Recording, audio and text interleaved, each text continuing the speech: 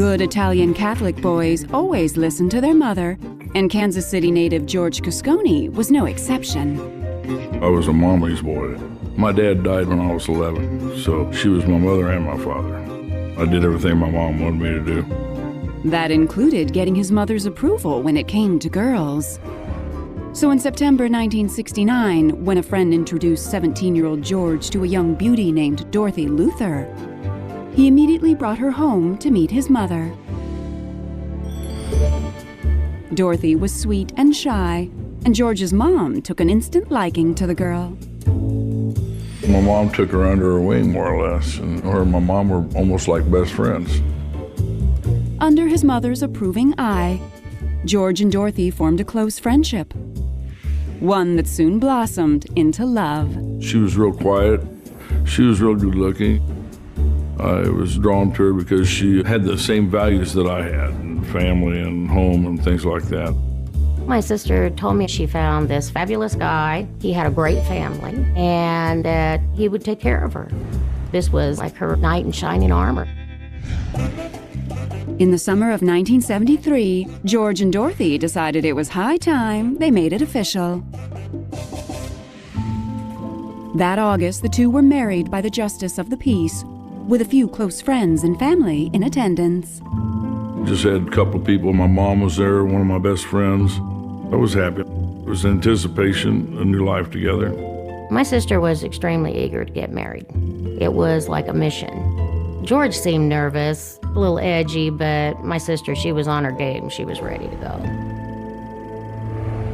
After their honeymoon, the newlyweds easily slipped into the peaceful routine of marriage. Dorothy was a doting wife who worked at a local restaurant, while George finished college and worked several jobs. We lived in my mom's house and saved money to buy a house. She was a good wife. We very seldom argued or fought. She was very, very quiet, very reserved. I worked in a grocery store, and I also worked in a body shop and had a job selling real estate. My mom raised me to work, and that's what I did. In 1976, the young couple welcomed a baby girl into the world. And by the following year, George bought his new family their own home. But shortly after the birth of their daughter, George began to glimpse a different side of his once loving wife.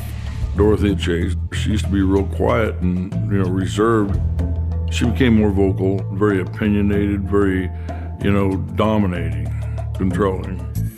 Dorothy also seemed utterly indifferent to George's personal belongings. It was gradual. I noticed my stuff started dwindling. I'd have a few keepsake items on the shelf, and she would just box it all up and put it in the garage. I asked her, I said, "Where's this, where's that?" She goes, "Oh, I'll get it out. I can't do it right now. I'll do that later." Later never happened.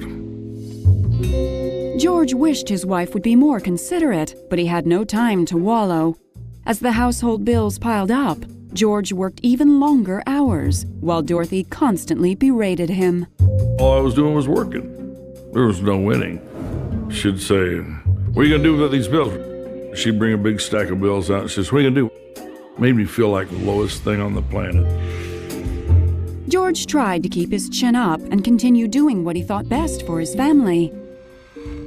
But as the years went on, Dorothy's behavior went from bad to worse to outright horrifying.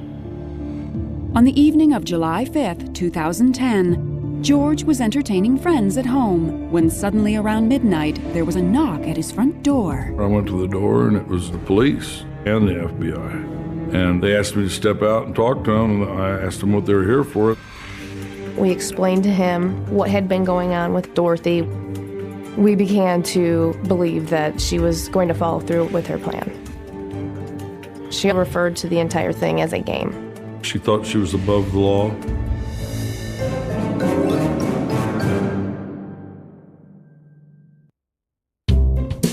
In the spring of 1979, 31 years before George Cosconi received some shocking news, he was working hard to provide a good life for his wife Dorothy and their 3-year-old daughter. I was always double jobbing it, always working all the time. I want to make sure they didn't long for something or feel like they were doing without. George was thriving in his professional life. He took on a string of rental properties and buildings, and money finally began coming in. But the road to marital bliss was becoming bumpier than ever. She controlled everything I did. She used to be real quiet and, reserved. Now she's just 180 degrees the other way. And by 1984, after their second daughter was born, another set of problems surfaced. The spending is where it really kind of started. It seemed like the spending just would spiral out of control. It was crazy. Dorothy would buy anything and everything. She loved to buy shoes, clothes, and anything shiny or glittery. Or if it had a leopard print on it, she was all for it. I told her we had to put the brakes on the credit cards. She just went into a rage and just started ransacking the place. She started knocking everything over, tearing everything up, just going totally bonkers. So I just backed off. George decided to focus on keeping the peace with his wife, but Dorothy seemed to have other plans. One night in June of 1985, George came home to find his wife fuming over an unsigned insurance claim check. Big hailstorm hit Kansas City. When the check came for the hail damage, I didn't see it. When I got home, she goes, "You didn't sign that check." She made it sound like I wouldn't sign it, like it was something that was my fault. She got so mad. But there was more to the story. Dorothy finally admitted that she had tried to cash the check anyway. She just told me she was in a hurry. She ran to the bank, stuffed it in the teller's face, and they wouldn't cash it because it wasn't signed. So she was mad. Dorothy's insatiable appetite for money was troubling. Still, George did his best to keep his marriage together. But the distance between the couple only grew. That same year, a frustrated and demoralized George sought comfort in the arms of a close friend. I just wanted to find a little happiness for myself, but I didn't feel good about it. Dorothy found out about the affair. She was enraged. I did apologize to her numerous times, but it just made her more enraged to talk about it. By now, George knew the way to his wife's heart was through his wallet. I just threw more money at it, just let her have more control of my money. I did hope things would get better. By the summer of 1986, things finally seemed to be looking up. George opened his own auto body shop in Kansas City, and Dorothy offered to do her part for the family business. She was there all the time. She paid all the bills and wrote all the checks and took care of everything. George hoped the joint venture would help their marriage. But by the end of that year, he began noticing large amounts of money missing from his business. I was working 20 hours a day and still broke, and I knew that some of the dealership accounts were 10, 12 grand a month. I mean, I should have had more money. George had a sinking feeling his wife was stealing from him. I just kind of turned a blind eye to it. I thought that I owed it to her for what I'd done, having the affair. So in 1991, George suggested that Dorothy open her own business, a wig salon in one of his properties. Well, I had hoped that she would be able to make enough money to be able to support her lifestyle the way she wanted to. But over time, it became clear that Dorothy had no intention of leaving George's bank account alone. She just always took my money to run her business. She paid all her employees out of my checking account. She paid her utilities and her insurance out of my checking account. I just tolerated it because I felt like I owed it to her for what I did. I tried to pay her back every way I could. I think my sister is probably the most greedy person I've ever known in my life. She just has to have everything. It was almost like a game to her. By 1996, the couple's already strained relationship only got worse when George's mother became ill. When she passed away 3 years later, the last remaining connection George and Dorothy had was severed. Almost immediately, she served me with the final divorce papers. She was more revealing in her hostility after my mom died. With his troubled marriage finally over, George set his sights on a more peaceful future. But things with Dorothy weren't over just yet. In fact, they were about to get much, much worse. When I found out she sold his body to science, I was just in shock. She had transformed into a monster.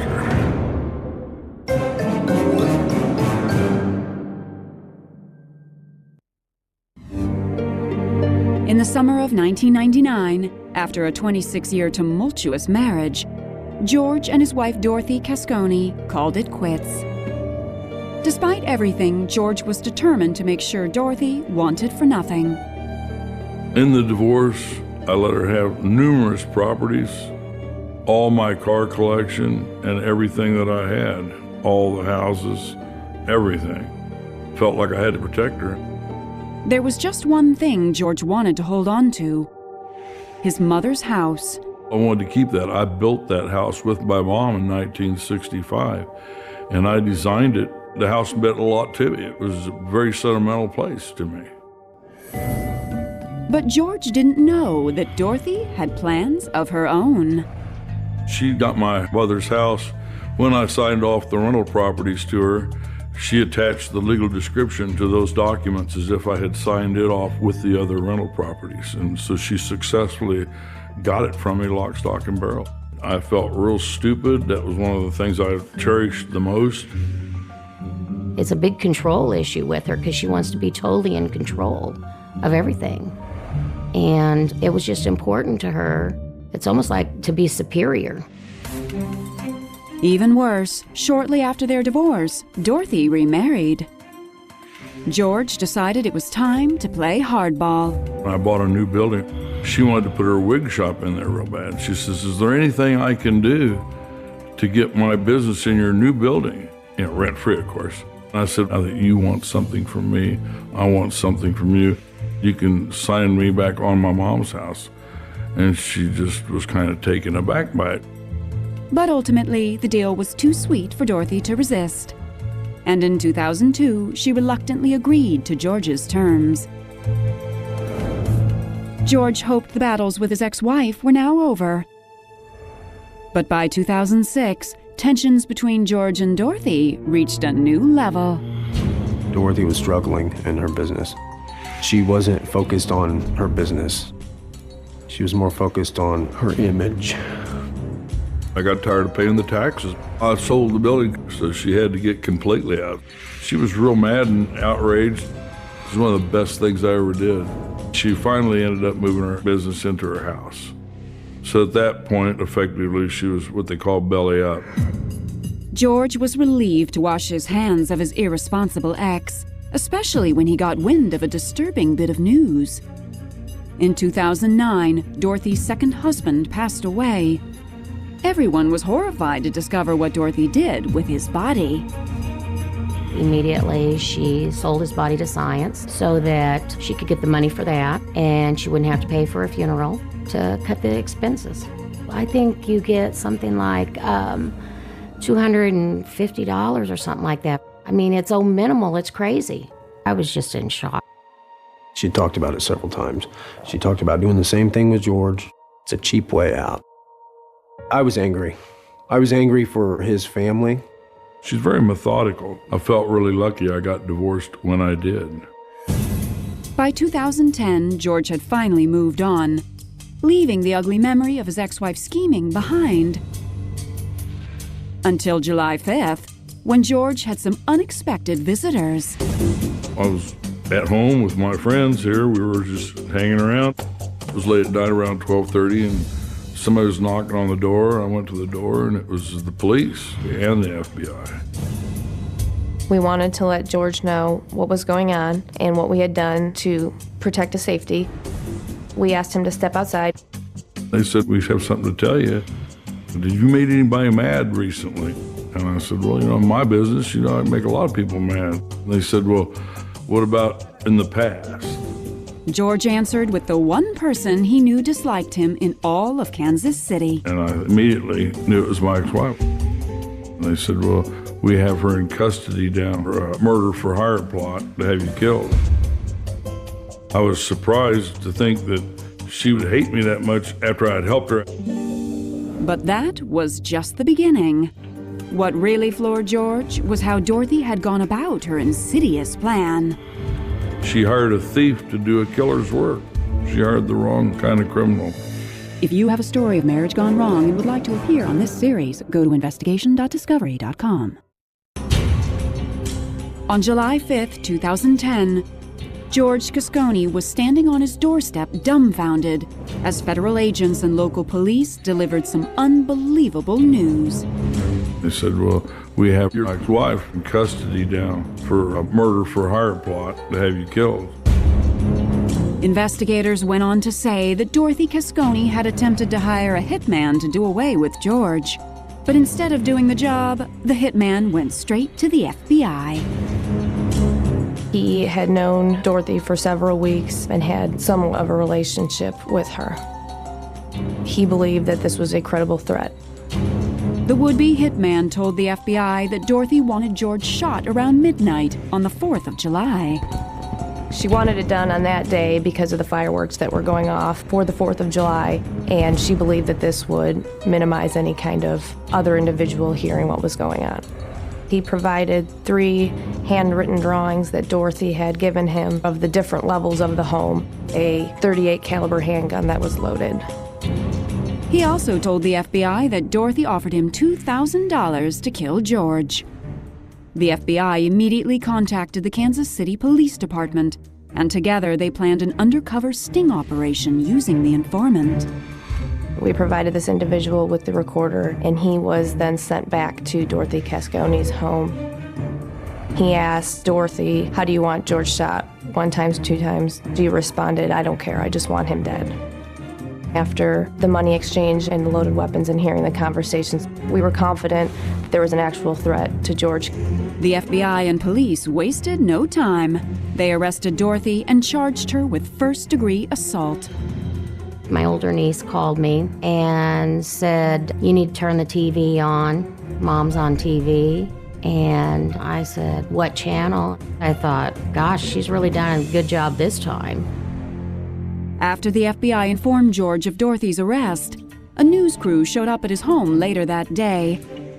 And he was not shy in expressing how he felt. The part that insulted me the most is the fact she was going to pay the hitman so little money. I mean, $2,000 is just not enough money. George also had a little piece of advice for his ex-wife. She should have took somebody from out of town, Chicago or New York, and she should have paid him at least 10 grand. 2 grand is not enough to get that kind of work done right. So instead, she get what you pay for. She hired a thief to do a killer's work. She hired the wrong kind of criminal. Shortly after his ex-wife's arrest, George learned that Dorothy had several life insurance policies she had taken out in his name. If her plan had gone off without a hitch, she could have inherited close to $1 million. She would have ended up with this house, my buildings, and I guess $1 million almost. On March 29, 2011, Dorothy Cascone pleaded guilty to second-degree assault. She was sentenced to 5 years in prison. I was pretty shocked for what she had done. I thought that was a pretty light sentence. When someone who's never had any control and never had any money, and you suddenly give them power and control, they can't handle it. It goes to their head. She wanted to call all the shots on everything, and for a long time she did, and I allowed it.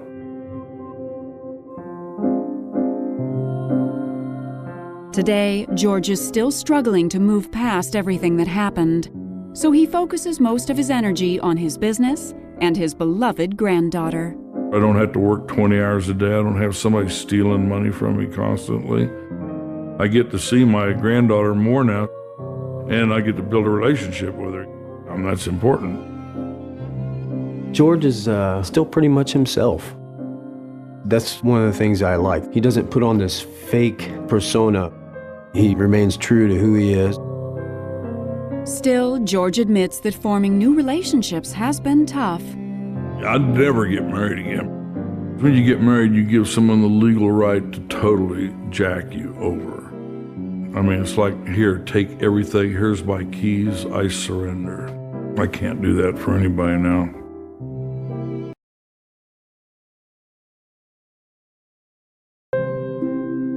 Andrea Merriman always knew that money couldn't buy happiness. I grew up in a very financially prosperous but down-to-earth family. And I remember as a teenager when my dad died unexpectedly in a plane crash, and I saw his Mercedes sitting in the driveway, and it hit me clearly, wow, this life really isn't about money, and you can't take it with you. But even though she wasn't focused on material things, Andrea was practical and wise beyond her 20 years when it came to love. I remember when I was a teenager making out a list of what I would want someday in my future husband. The three most important qualities for me would have been faith, their ability to provide for myself and my future family, and then how they treated me. So in the fall of 1988, when most of her female peers at Brigham Young University were chasing handsome athletes, Andrea was looking for a man with more enduring qualities. And she found them in a fellow student named Sean Merriman. Sean was a very, very nice, honest guy. And I realized the more I talked to him how very intelligent he was. He was kind of a student entrepreneur and started his own custom home stereo installation company and did very well. And he was generous with what he had. Like Andrea, Sean was a member of the Mormon Church, and she was instantly drawn to him.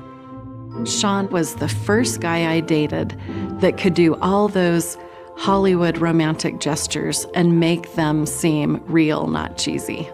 I thought he was the dream man that I'd been looking for.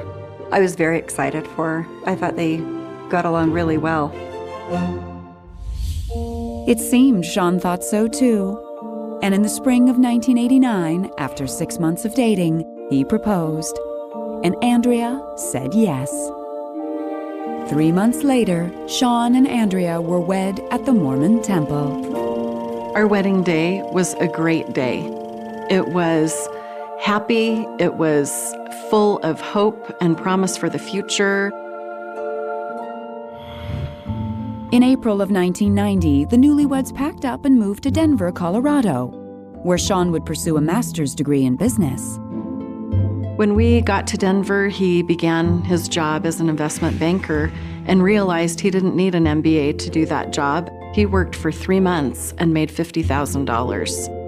Pretty soon, other companies were courting Sean and offering him signing bonuses of up to $80,000 to switch firms. I think that he appealed to employers because he was very smart and he was very sure of himself. Within a year, Sean was making a lot of money, and he was spending a lot too. Well, Sean brought expensive taste to our marriage. I think that in Sean's mind, he had missed out on some things in his childhood, whether it be financial or emotional. And I think it meant a lot to him to be able to finally have those things that he had dreamed of. I figured as long as our basic needs were met and we were, not having priorities that were too worldly or too messed up, then we were doing okay. But 20 years later, Andrea would learn the devastating truth about her husband's real priorities. And this revelation would shatter their picture-perfect family life. On March 18, 2009, Andrea was out running errands when her cell phone rang. It was her husband, Sean. Sean asked me what I was doing, and he said, "I was hoping to spend time with you this morning." So I turned the car around and drove home and met him at our house. And when I walked into the room he was in, he was on the phone with someone. So I sat at the table and waited while he finished his conversation. When Sean hung up the phone, he turned to Andrea and revealed a devastating secret he'd been keeping from her for over a decade. I felt like I had been thrust in the biggest, blackest, deepest, darkest hole, and I didn't know how I was going to get out of it. I thought, this can't be really true. This can't be happening to this family. As soon as we heard about it, we knew this was going to be a huge story.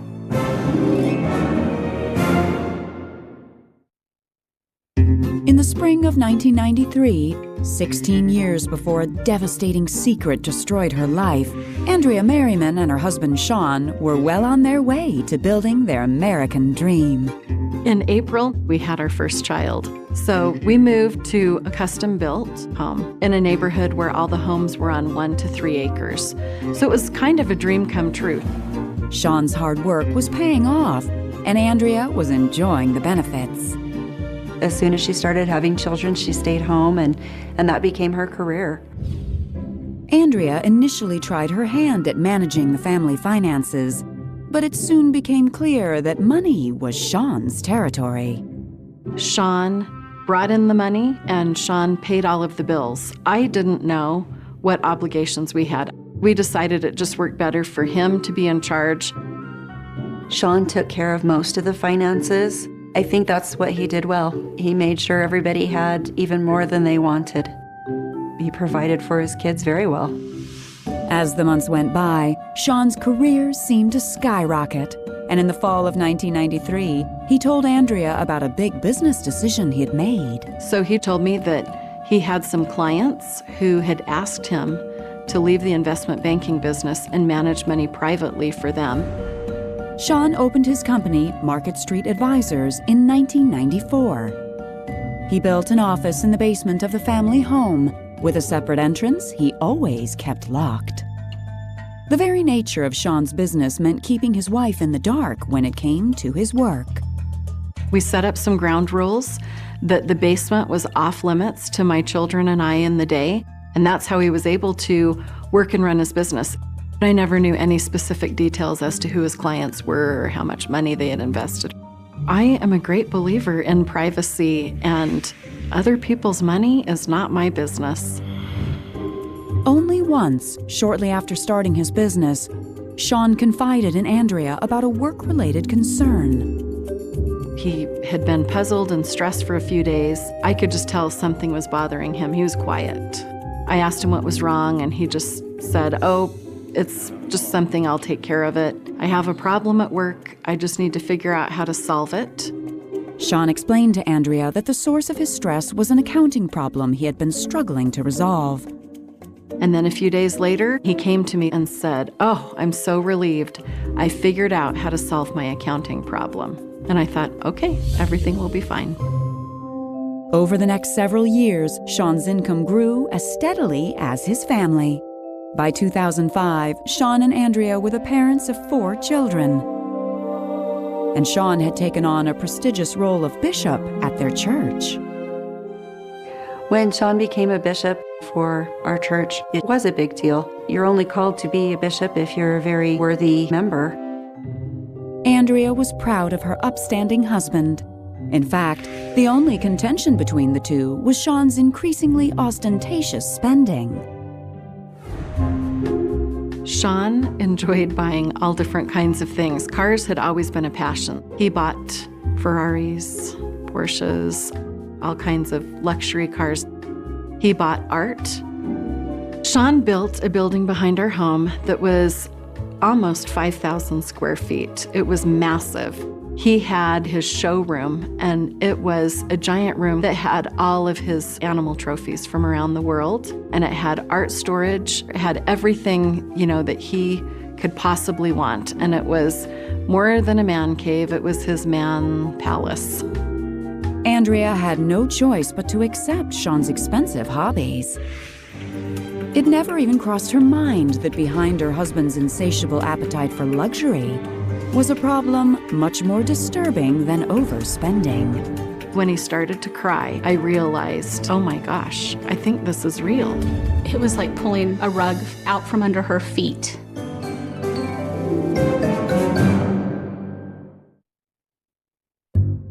In the spring of 2005, Andrea Merriman was beginning to feel uncomfortable with her husband Sean's extravagant spending habits, even though Sean could very well afford his expensive tastes.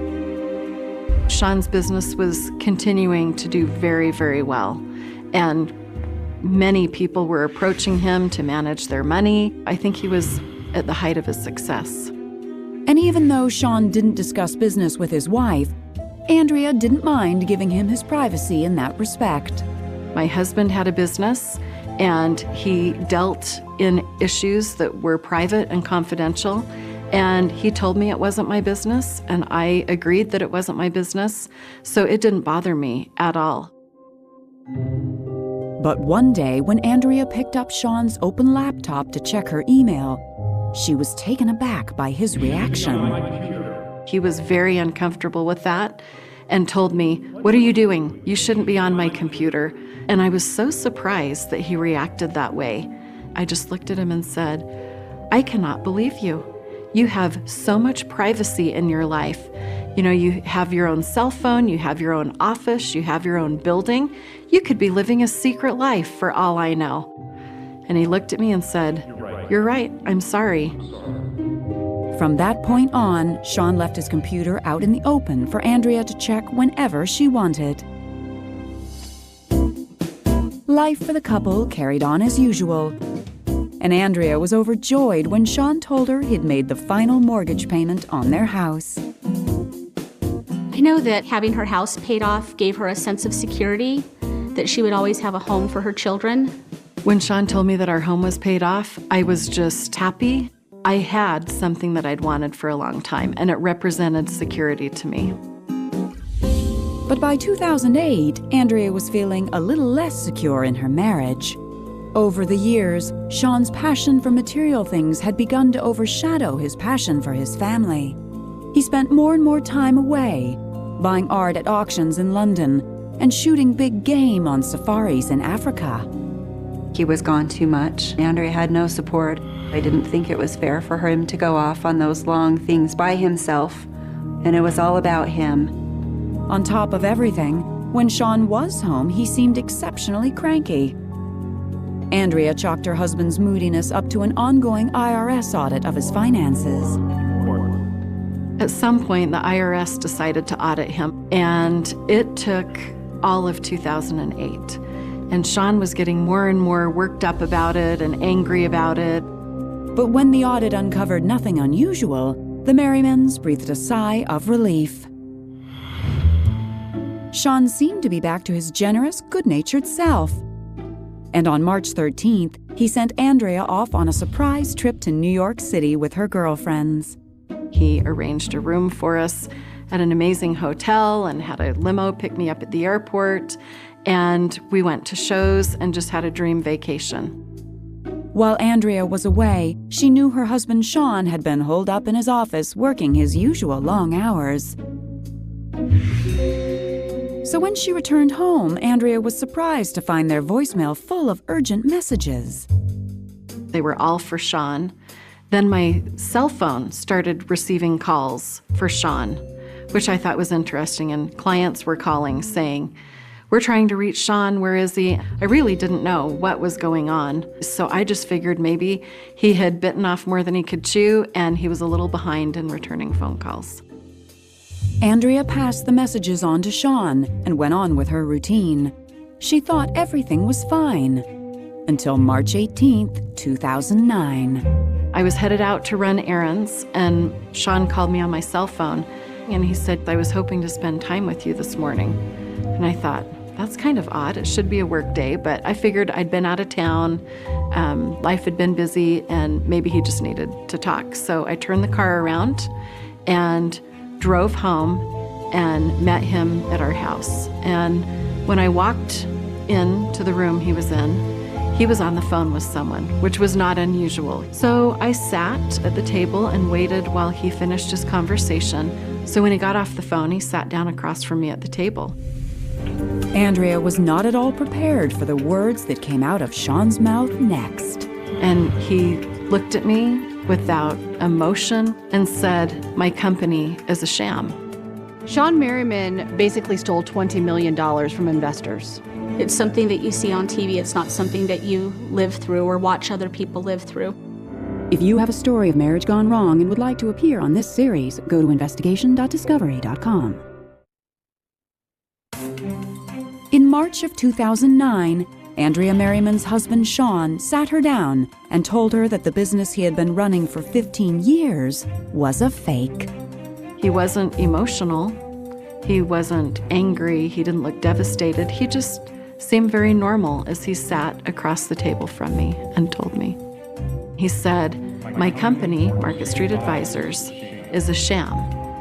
All these years that you thought that I was running an investment company, I've actually been running a Ponzi scheme."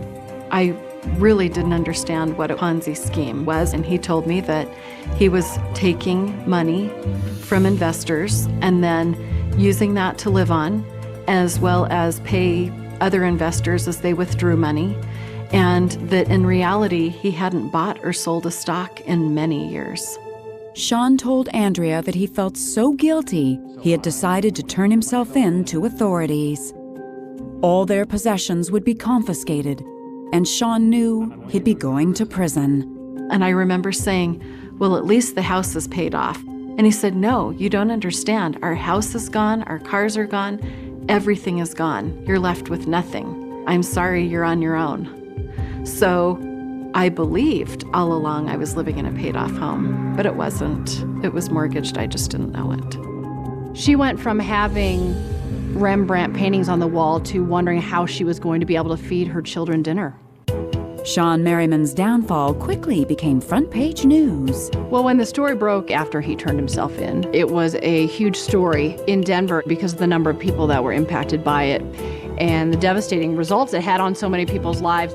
The Bernie Madoff story had been huge news, and so people were getting very familiar with the idea of a Ponzi scheme, but it felt very New York City, I think. And when it happened here in Colorado, it just took on a different meaning because it was happening close to home. As more information leaked out, it became clear that Sean had bilked friends, fellow church members, and even family out of $20 million.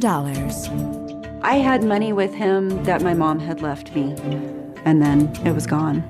I felt like it was a betrayal of everything that we ever knew. I felt like we didn't even know him. Sean Merriman frauded people out of their life savings, out of their retirement. He told them he was investing money and that their money was growing, and he was spending the money instead. As Sean's elaborate web of lies continued to unravel, Andrea realized that she was right when she joked about him living a double life.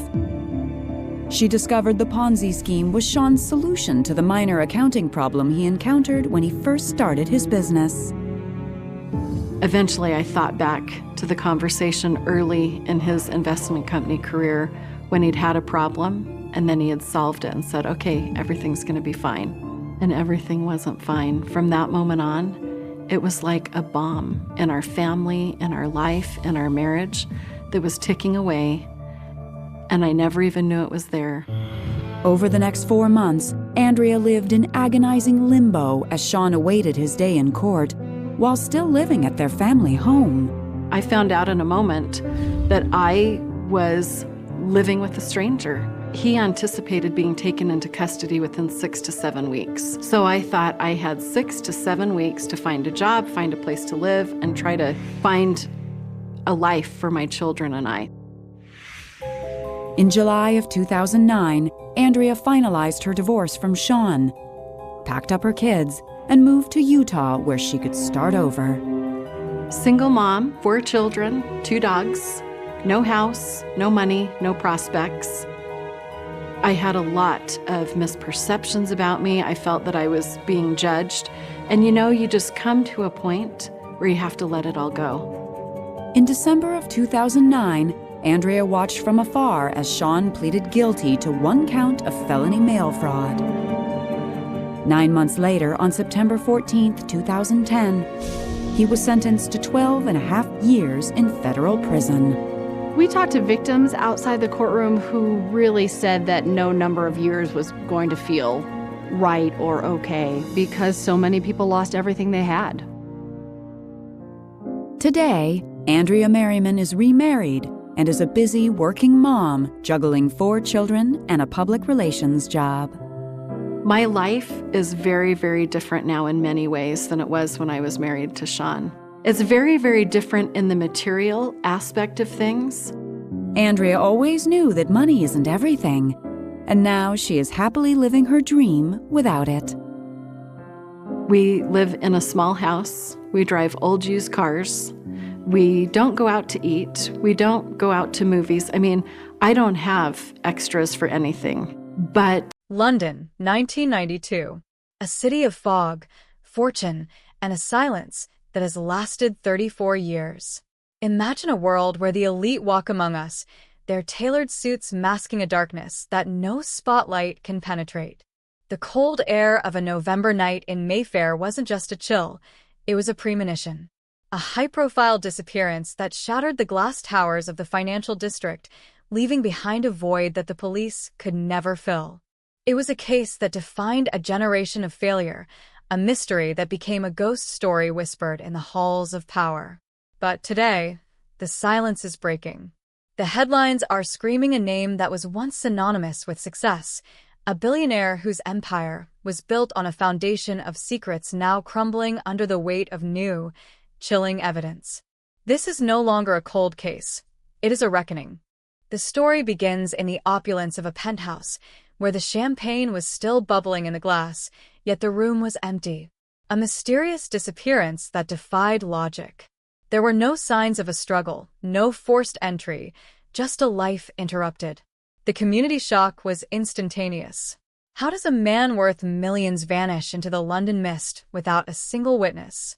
The early days of the investigation were a frantic blur of flashing blue lights and yellow tape, a city on edge as the realization set in that money couldn't buy safety. We look back at the grainy footage of the era, the somber faces of detectives who knew, even then, that they were chasing a shadow. The trail went cold almost as soon as it began, leaving a family in ruins and a public demanding answers that would not come for decades. As the years bled into decades, the case of the Mayfair vanishing became a staple of true crime lore, a puzzle with missing pieces that seemed lost to time.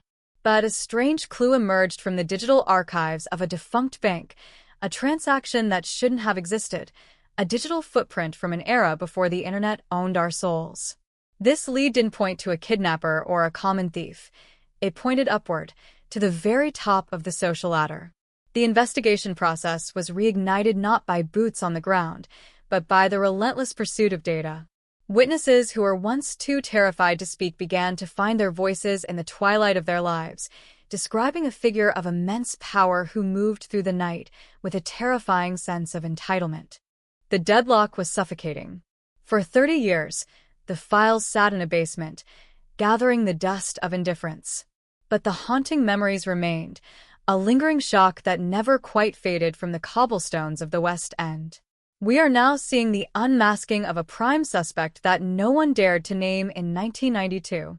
A man whose influence reached into the heart of Parliament, whose wealth was a shield, and whose charm was a weapon. The evidence now suggests a calculated execution, a disposal of a rival wrapped in the guise of a vanishing act. It is a revelation that redefines the word scandal, a cinematic betrayal played out in the real world, proving that the past is never truly buried, it is merely waiting for the ground to shift.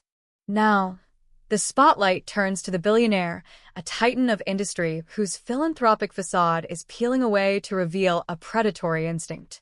The clues are no longer fragments, they are a map leading back to that fateful November night.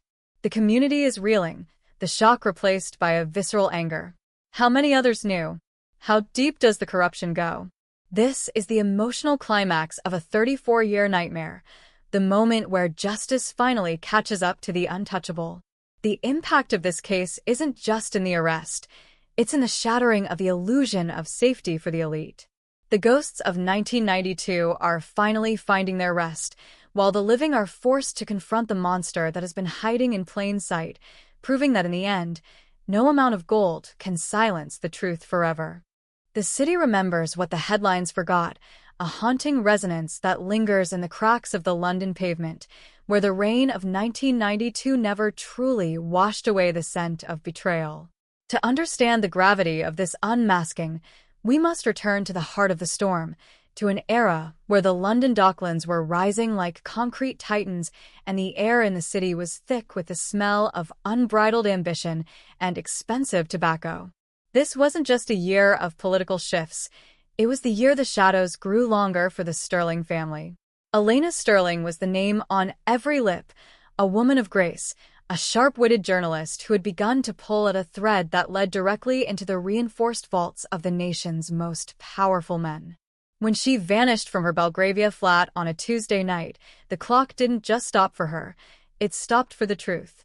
The room she left behind was a chilling masterpiece of clinical precision, a half-drunk cup of Earl Grey, still warm when the first constable arrived, a silk scarf draped over the back of a chair, and a window left slightly ajar, allowing the damp November air to swirl through a space that should have been a fortress.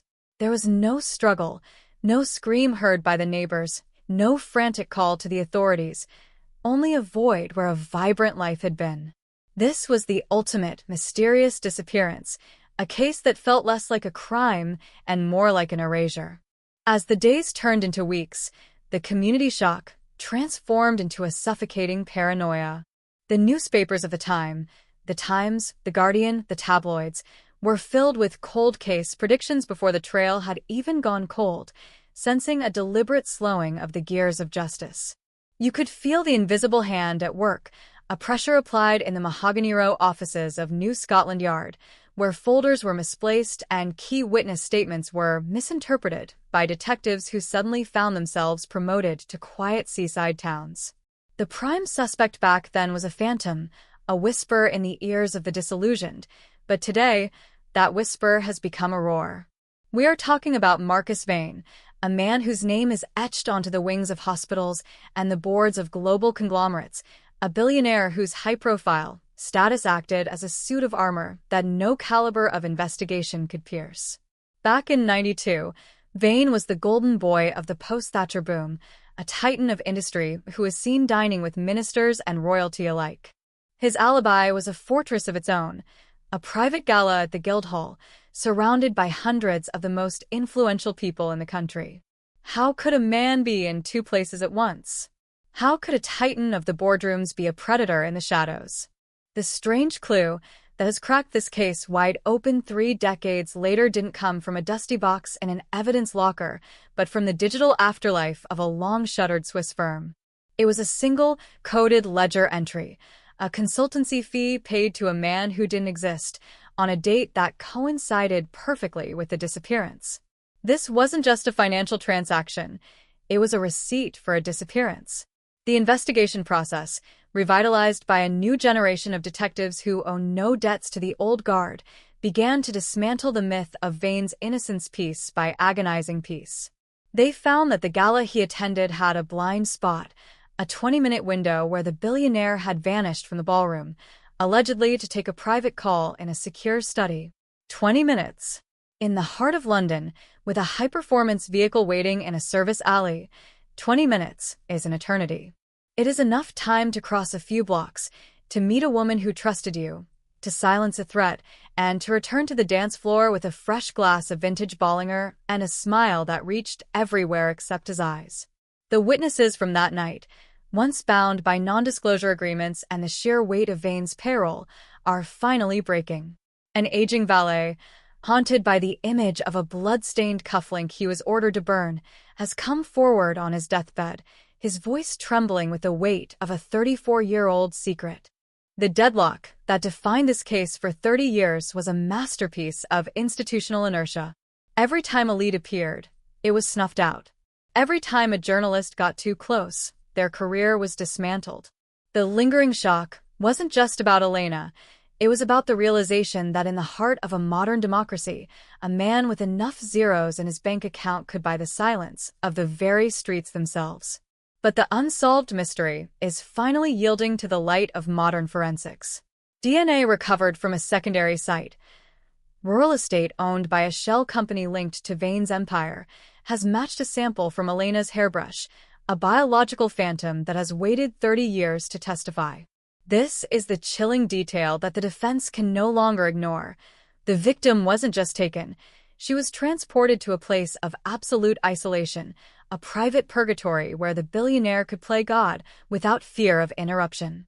The vivid language of the crime scene reports from 1992 spoke of a seamless exit, but we now know it was a calculated abduction, orchestrated by a man who viewed human lives as mere assets to be liquidated when they became liabilities. Imagine the tense and dramatic atmosphere of the interrogation room today. Marcus Vane, now an elder statesman of the financial world, sitting across from detectives who weren't even born when he allegedly committed the perfect crime. The power dynamic has shifted. The sensational nature of the arrest has sent shockwaves through the stock exchange, wiping billions off the value of his companies in a single afternoon. It is a live crime news event that has paralyzed the city once again, but this time, the fear is not for the victim, but for the system that protected the predator. The community shock is now a collective reckoning. People are looking at the skyline Vane helped build and seeing not monuments to progress, but tombstones of a hidden history. The mysterious disappearance of Elena Sterling is no longer a ghost story. It is a roadmap of corruption, leading from the dark alleys of Belgravia to the highest offices of power. The deadlock is broken, but the lingering impact remains a scar on the soul of London. We see the faces of the family members who spent decades screaming into a void, their hair turned gray by the stress of a justice system that seemed to be working against them. The emotional climax of this saga isn't just the unmasking of a billionaire, it's the restoration of a truth that was nearly buried forever. We are witnessing the fast-paced collapse of a legacy built on a foundation of lies. The strange clue of the ledger, the chilling detail of the cufflink, and the mysterious disappearance that started it all are converging into a single, undeniable reality. Marcus Vane, the man who thought he could buy time, has finally run out of it. The cold case is burning hot, and the flames are licking at the heels of those who thought they were untouchable. As we delve deeper into the investigation process, the sheer scale of the cover-up becomes apparent. It wasn't just one man. It was a network of enablers, a community of the elite who valued their own status more than the life of a young woman. This is the shock and surprise that keeps the audience gripped, the realization that the monster wasn't under the bed, but at the head of the boardroom table. The vivid imagery of the search warrants being executed at Vane's country manor, the boxes of documents being hauled away under the glare of news helicopters, it all feels like a cinematic finale to a tragedy that lasted far too long. The lingering shock will remain, a reminder that the past is never truly dead. It's just waiting for the right moment to demand an accounting. The mysterious disappearance of 1992 is finally finding its voice, and it is screaming for justice in a city that can no longer afford to look away. The sensational headlines of today are the echoes of the strange clues of yesterday. Billionaire in the dock, the sterling secret revealed, 34 years of lies. The pace of the narrative is relentless now, a fast-paced descent into the heart of darkness. We are seeing the unsolved mystery transform into a solved case, but the cost of that solution is a profound loss of innocence for a city that thought it knew its masters. The vivid descriptions of the evidence, the hidden basement, the scrubbed floorboards, the encrypted messages, all point to a mind that was as cold as the November night Elena vanished. This is the tense and dramatic reality of a high-profile suspect being unmasked in the twilight of his life, a cinematic ending to a story that began in the fog of a London winter and ends in the harsh glare of a courtroom. The walls of the interrogation room are not just made of reinforced concrete and soundproofing. They are built from the weight of 34 years of stolen time. As Marcus Vane sits under the clinical hum of the fluorescent lights, the high-profile billionaire persona begins to fracture, revealing the jagged edges of a man who thought he had outrun God himself. The air in the room is thick, a tense and dramatic standoff between the ghost of a 1992 disappearance and the cold, hard reality of modern forensics. Detective Superintendent Sarah Thorne, a woman who wasn't even out of primary school when Elena Sterling vanished, slides a single photograph across the table. It isn't a picture of Elena's smiling face or the headlines of a cold case that refused to die. It is a macro photograph of a single grain of rare, iron-rich silt, soil that doesn't belong in the manicured gardens of Mayfair, but in the deep, ancient woods of the Blackwater estate, a property Vane anonymously owned through a labyrinth of Panamanian shell companies. This is the strange clue that turns a suspicion into a conviction, the microscopic evidence that bridges the gap between a billionaire's boardroom and a shallow, forgotten grave. The investigation process has shifted from the boardrooms of the city to the damp earth of the English countryside. For decades, the Blackwater estate was a mysterious no-go zone, protected by high fences, private security, and a web of legal injunctions that kept even the local constabulary at bay. But the deadlock was shattered when a disillusioned former security chief, dying of a terminal illness and seeking a final shred of redemption, provided the coordinates for what he called the vault. This wasn't a bank vault. It was a chilling detail of a different kind. A buried 1992 Jaguar XJS, the very car Vane was seen driving on the night of the disappearance. The vehicle had been entombed in a concrete-lined pit, a sensational discovery that reads like something out of a crime thriller, but is chillingly real. Inside the trunk, forensic teams found more than just dust. They found the unsolved mystery literally etched into the metal, a series of scratches made from the inside, a desperate, final testament of a woman who refused to go quietly into the night.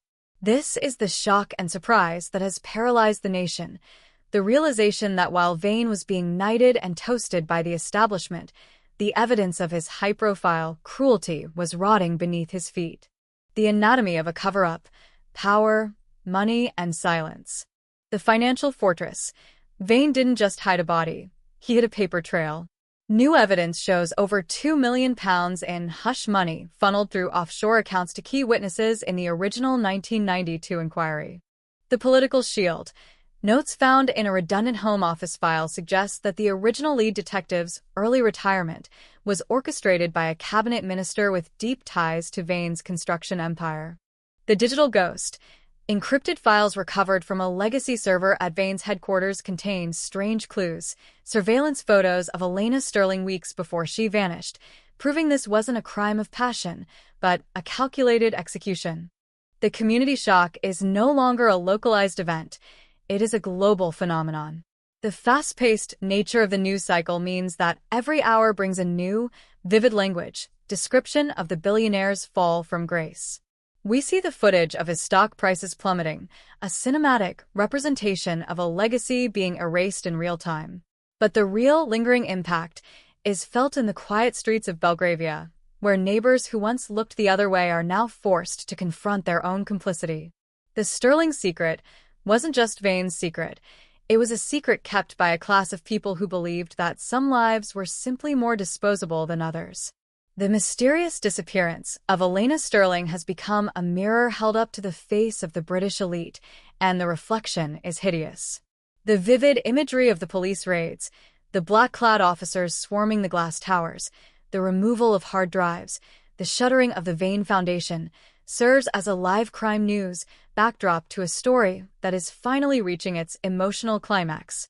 In the interrogation room, the silence is broken by a chilling detail that Thorne drops like a lead weight. She plays a recording, not from 1992, but from a strange clue found in Vane's own private safe.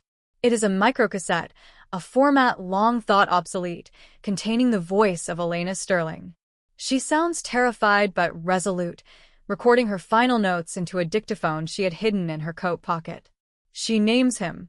She describes the investigation process she was conducting into his illegal arms deals, the very reason she was targeted. To hear her voice, 34 years later, is a sensational moment of haunting clarity. It is the unsolved mystery speaking for itself, a ghost reaching out from the past to point a finger at the man who thought he was a god. The deadlock isn't just broken, it is obliterated. Vane's legal team, a phalanx of the most expensive barristers in London, sit in stunned silence. There is no defense against a voice from the grave. The lingering shock of this case will be studied by criminologists for decades. It is the definitive cold case of the 20th century, a high-profile tragedy that shows the limits of power when confronted with the persistence of truth. The vivid descriptions of the crime, the abduction, the transport to the estate, the final, lonely moments of a woman who knew too much, are now being reconstructed for a jury. But the community doesn't need a jury to tell them what they already know. The mysterious disappearance has been replaced by a vivid reality of a predator unmasked. As we watch the fast-paced collapse of the Vane Empire, we are reminded that justice, though delayed, is a force of nature. The emotional climax of the Sterling family finally being allowed to bury their daughter is a sensational end to a 34-year nightmare. The truth does not have an expiration date. It waits in the shadows, in the soil, and in the silence until the light is strong enough to find it. Lead Detective Sarah Thorne, addressing the media outside New Scotland Yard. The vivid language of the prosecution's opening statement describes a man who viewed himself as above the law, beyond the reach of consequence. But as the live crime news cameras capture Vane being led into the back of a police van, the cinematic nature of his downfall is complete. He looks small, a frail old man whose billions can no longer buy him a single minute of freedom. The strange clue of the silt, the chilling detail of the buried jaguar, and the mysterious disappearance that haunted a city have all led to this moment. The deadlock of 34 years has ended, leaving behind a lingering impact that will change the way we look at power forever. The unsolved mystery is solved. The cold case is closed, and the name Elena Sterling is finally synonymous not with a disappearance, but with a victory. The investigation process continues to peel back the layers of the high-profile cover-up, revealing a network of mysterious deaths and strange clues that suggest Vane's crimes didn't stop in 1992. The community shock is evolving into a demand for a public inquiry into the institutions that protected him. This is the fast-paced reality of a sensational scandal that is only just beginning to reveal its full scope. As the vivid descriptions of the evidence continue to leak to the press, the public's appetite for justice is insatiable. The lingering shock of the 1992 cold case has become the catalyst for a national reckoning, a cinematic turn of events that no one could have predicted. We are left with the haunting memories of a woman who fought until the very end and the chilling detail of a man who thought he could bury his sins in the English countryside. The mysterious disappearance of Elena Sterling is over, but the story of Marcus Vane is just starting its final, tense and dramatic chapter. The vivid imagery of the courtroom, the sensational headlines, and the live crime news coverage all point to one thing: the era of the untouchable billionaire is coming to an end. The deadlock is broken. The strange clue has been followed to its conclusion, and the unsolved mystery of 1992 has finally found its resolution in the harsh light of 2026. The emotional climax of this saga is a reminder that the past is never truly gone. It is a vivid presence in our lives, a lingering shock that demands our attention. The mysterious disappearance of Elena Sterling was a wound on the soul of London, and today, for the first time in 34 years, that wound is starting to heal. The high-profile billionaire has been unmasked, the cold case has been solved, and the vivid language of justice is finally being spoken. This is the sensational truth that no amount of money could hide, a cinematic ending to a tragedy that began in the fog of 1992 and ends in the clarity of today. The silence that follows a ghost's voice is heavier than any stone, a density that seems to suck the oxygen right out of the room. When that microcassette finished playing in the interrogation room, the world outside didn't just stop, it fractured. We are no longer looking at a simple, mysterious disappearance or a cold case buried by the sands of time. We are looking at the blueprint of a cold-blooded execution. The investigation process has now entered a fever pitch, moving from the sterile environment of New Scotland Yard to the windswept, desolate corners of the Blackwater estate, where the earth is finally being forced to give up its dead. This is the sensational turning point where the high-profile billionaire Marcus Vane realizes that his wealth is not a shield, but a target. The community shock has curdled into a thirst for retribution, as the details of Elena Sterling's final hours become the vivid language of a national tragedy. The detectives aren't just looking for remains anymore, they are looking for the architect of silence. Every high-profile monster has a shadow, a man who cleans the blood from the marble floors and ensures the witnesses never make it to the stand. In the 1992 files, a name kept appearing in the margins, scrubbed out in the official reports, but preserved in the private diaries of a retired beat cop, Arthur Penhaligon. In the early 90s, Penhaligon was the man you called when the mysterious disappearance needed to stay mysterious. He was a fixer with a background in specialized military intelligence, a man who knew how to make a human being vanish without leaving so much as a ripple in the water. Today, this strange clue that links Penhaligon to Vane isn't a digital footprint, but a physical one, a signature on a land transfer document for a wildlife sanctuary that just happened to be the primary dumping ground for Vane's industrial waste. As the ground-penetrating radar sweeps across the Blackwater estate, the vivid imagery of what lies beneath begins to take shape on the monitors. It's a graveyard of secrets. The radar reveals anomalies, not just the buried Jaguar XJS, but structural irregularities beneath the foundation of an old hunting lodge. The investigation process is now a surgical strike. Forensic archaeologists, working under the glare of floodlights that cut through the English mist, are uncovering a subterranean chamber that was never on any architectural plan. This is the chilling detail that changes the narrative from a quick murder to a prolonged nightmare. The chamber is outfitted with high-end soundproofing from the early 90s, a heavy steel door, and a single, bolted-down chair. This wasn't just a place of disposal, it was a place of interrogation. Marcus Vane didn't just want Elena Sterling dead. He wanted to know exactly how much she knew about his shadow empire before he snuffed her out. The Paper Trail of a Predator, 1992 to 2026. The consultancy fees. Forensic accountants have tracked £500,000 paid in 1993 to a shell company owned by Penhaligon's sister, masked as Structural Integrity Consulting. The missing ledger, a strange clue, emerged from a safety deposit box in the Isle of Man, a handwritten ledger by Penhaligon himself, detailing disposal costs for Project Sterling. The 1992 flight logs, records from a private airfield in Kent, show a non-scheduled flight on the night of the disappearance, with Marcus Vane listed as the sole passenger, despite his gala alibi. The deadlock is being dismantled by the sheer weight of this physical evidence. The sensational nature of the find has the media in a frenzy, with live crime news, helicopters circling the estate like vultures. But inside the cordon, the atmosphere is somber. The unsolved mystery of Elena's whereabouts is being replaced by the grim reality of her final confinement. We are seeing the fast-paced collapse of Vane's defense. His lawyers are no longer arguing innocence. They are arguing diminished responsibility and statute of limitations on procedural errors, the desperate gasps of a drowning man. But the public isn't buying it.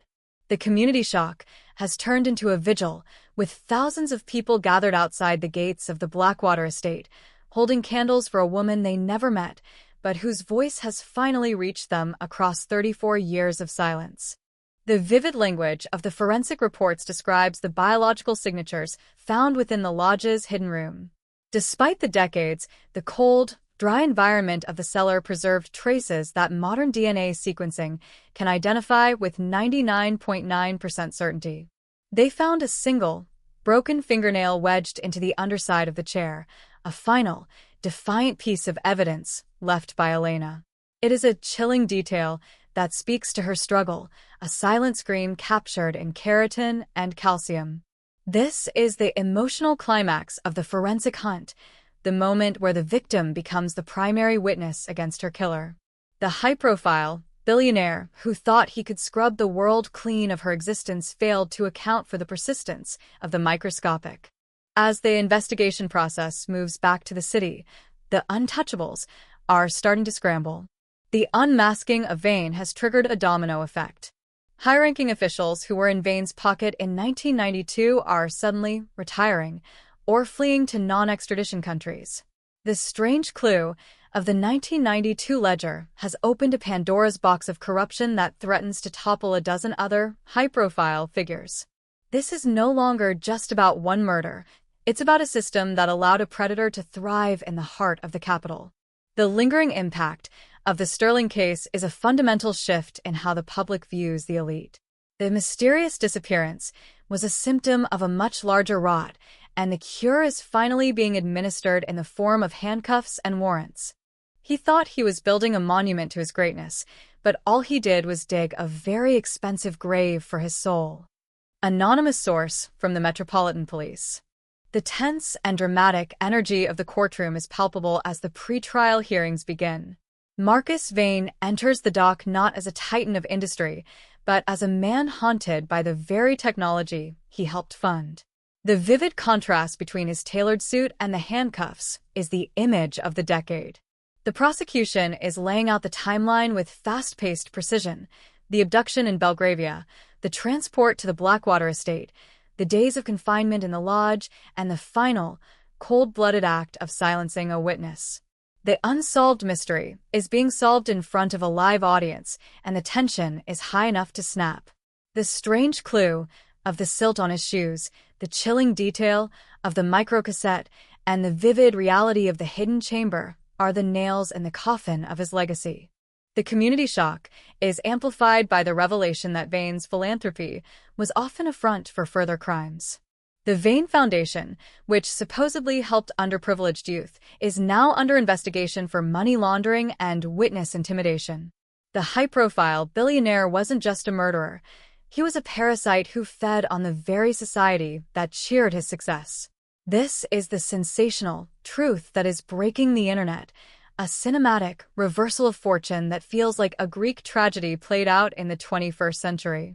The lingering shock will be the realization that for 34 years, the most dangerous man in London was the one the cameras were always pointed at for the wrong reasons.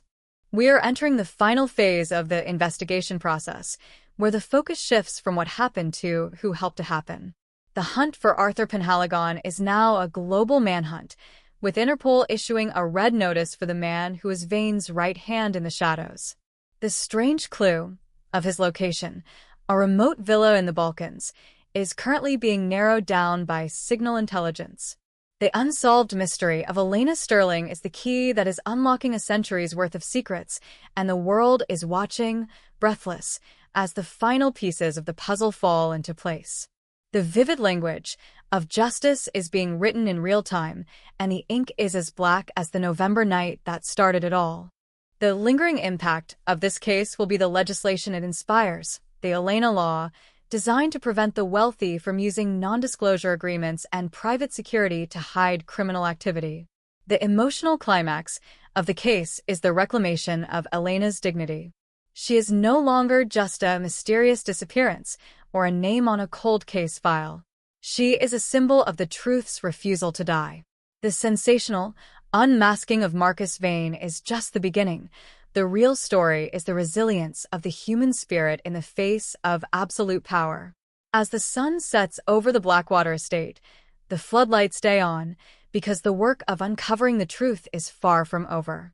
The vivid imagery of the forensic teams continuing to dig, the fast-paced developments in the courtroom, and the live crime news scrolls at the bottom of every screen all point to one inescapable conclusion: the silence has been broken, and it can never be restored. Marcus Vane, the high-profile billionaire, is finally being judged by the world he tried to own. The strange clue led to a mountain of evidence, and the mysterious disappearance has led to the light. This is the tense and dramatic conclusion to a 34-year game of hide and seek, and the winner is finally the truth. The hunt for Arthur Penhaligon wasn't a crawl. It was a kinetic sprint across borders, a fast-paced pursuit that saw the shadow of the 1992 cover-up finally overtaken by the relentless light of 2026 satellite surveillance. The Balkan dawn was a bruised purple, a cold, biting light that offered no warmth to the man hiding in a fortified villa overlooking the Adriatic. Penhaligon, once the invisible hand of Marcus Vane, the man who could make the mysterious disappearance of a high-profile journalist look like a voluntary exit from society, was about to find out that there are no more hiding places in a digitized world. This strange clue that finally betrayed him wasn't a complex encrypted message or a slip in security protocol. It was a recurring, high-end order for a specific brand of Fortnum and Mason Earl Grey tea, the same tea Elena Sterling had been drinking the night she was taken. A ghost's preference, mirrored by her killer's handler, leading a tactical team of Interpol's finest directly to his door. The raid was sensational, a flashbang explosion of reality into a life lived in the comfort of stolen millions. As Penhaligon was pinned to the cold marble floor of his terrace, the vivid language of the arrest warrant was read in 3 languages, but the only word that mattered was sterling. Back in London, the news of his capture hit the city like a seismic wave. This wasn't just another arrest, it was the recovery of the key to the vault. If Marcus Vane was the architect, Penhaligon was the builder, the man who knew where every body was buried, which palms were greased, and exactly which strange clues had been planted to lead the 1992 investigation into a dead end. The community shock intensified as a grainy, leaked video showed the fixer being led into a transport plane, looking not like a mastermind, but like a relic of a darker age, blinking in the harsh glare of the modern world. The investigation process immediately shifted to the Judas Protocol. Within hours of his arrival at a high-security facility in the UK, Penhaligon began to talk. His motive wasn't remorse. It was a calculated play for survival. He knew that Vane's legal team would attempt to paint him as a rogue agent, a lone wolf who acted without the billionaire's knowledge. To protect himself, he produced the ultimate strange clue, a digital dead man switch, a cloud-hosted archive of every order Marcus Vane had ever given him, recorded via a high-tech, for the time, surveillance device Penhaligon had worn during their private meetings. The vivid reality of these recordings is bone-chilling. To hear the voice of the high-profile billionaire, calm and clinical, discussing the liquidation of the sterling asset, as if he were discussing a failing subsidiary, has sent a lingering shock through every level of British society. The Penhaligon Revelations, a map of corruption. The cleaning protocol. Penhaligon detailed how they used industrial-grade solvents, purchased through Vane's construction firms, to scrub the Belgravia flat of any trace of a struggle within 90 minutes of the abduction. The media blackout. He provided a list of 3 senior editors at major tabloids who received retainers to ensure that the mysterious disappearance was framed as a mental health crisis or a runaway bride story. The blue wall of silence, most sensational of all. He named the specific officers within the 1992 investigation team who were paid to misplace the forensic samples that could have ended the case 30 years ago. The deadlock that had frozen the case for decades has now thawed into a flood of evidence. As Penhaligon talked, forensic teams returned to the Blackwater estate with a new map. The unsolved mystery was no longer just about Elena Sterling. Penhaligon revealed that the vault beneath the hunting lodge had seen other occupants. This is the shock and surprise that has left the nation reeling, the realization that Marcus Vane was a serial predator of political and financial rivals. The vivid language of the new forensic reports describes multiple biological signatures found in the hidden chamber. We are no longer looking at a single cold case. We are witnessing the uncovering of a private killing field, hidden in plain sight on a billionaire's playground. The lingering impact of this revelation cannot be overstated. It is a fundamental betrayal of the social contract. In the tense and dramatic atmosphere of the Old Bailey, the pretrial hearings are now the most watched events in the country. Marcus Vane sits in the glass-walled dock, his face a mask of aristocratic indifference, but his hands, visible on the high-definition cameras, are trembling. The vivid contrast between the man who once swayed markets and the man who is now being described by his own fixer as a cold-blooded sadist is the ultimate cinematic fall from grace. The prosecution's fast-paced delivery of the facts is relentless.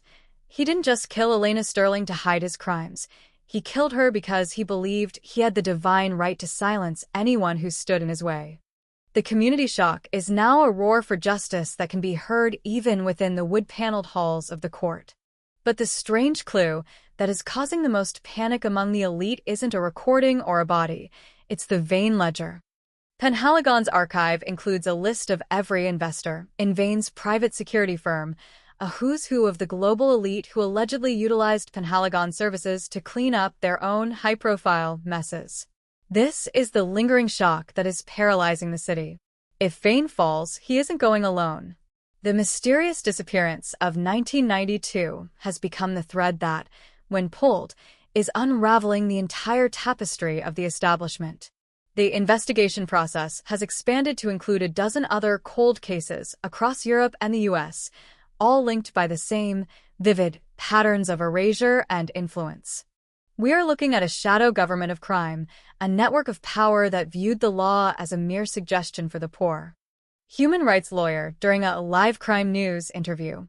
The vivid language of the evidence being presented is a visceral reminder of the human cost of this corruption. We hear of the families of other disappeared persons, people who were told for years that their loved ones had simply walked away, only to find out today that they were likely victims of the Vane Penhaligon machine. The emotional climax of these families finally coming together, forming a collective of grief and anger, is a sensational force of nature. The lingering impact of the Sterling case is that it has given a voice to the voiceless, proving that no matter how high-profile the perpetrator, the truth has a way of rising to the surface. The fast-paced developments in the courtroom are matched only by the chaos in the financial markets. The Vane Group is being liquidated by the government, its assets frozen to pay for what is expected to be the largest victim compensation fund in history. The vivid imagery of the Vane logo being stripped from the side of his London skyscraper is a powerful symbol of the end of an era.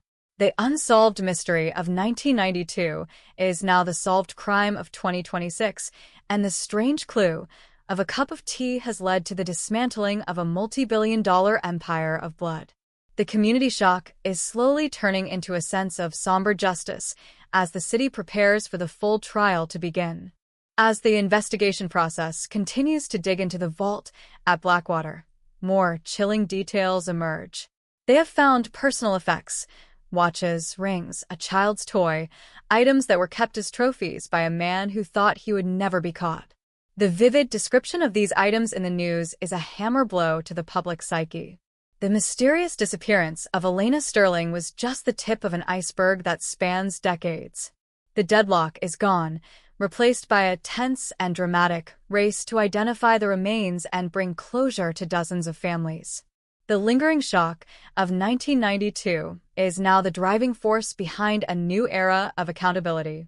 The high-profile billionaire is now just the defendant. The sensational headlines continue to scream: the Chamber of Horrors, Vane's private cemetery, the end of the untouchables.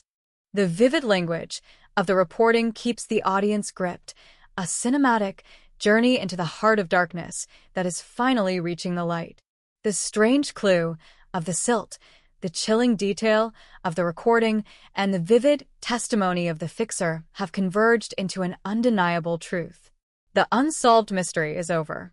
The cold case is a burning pyre for the old guard. We are watching the final moments of a man who lived a lie for 34 years.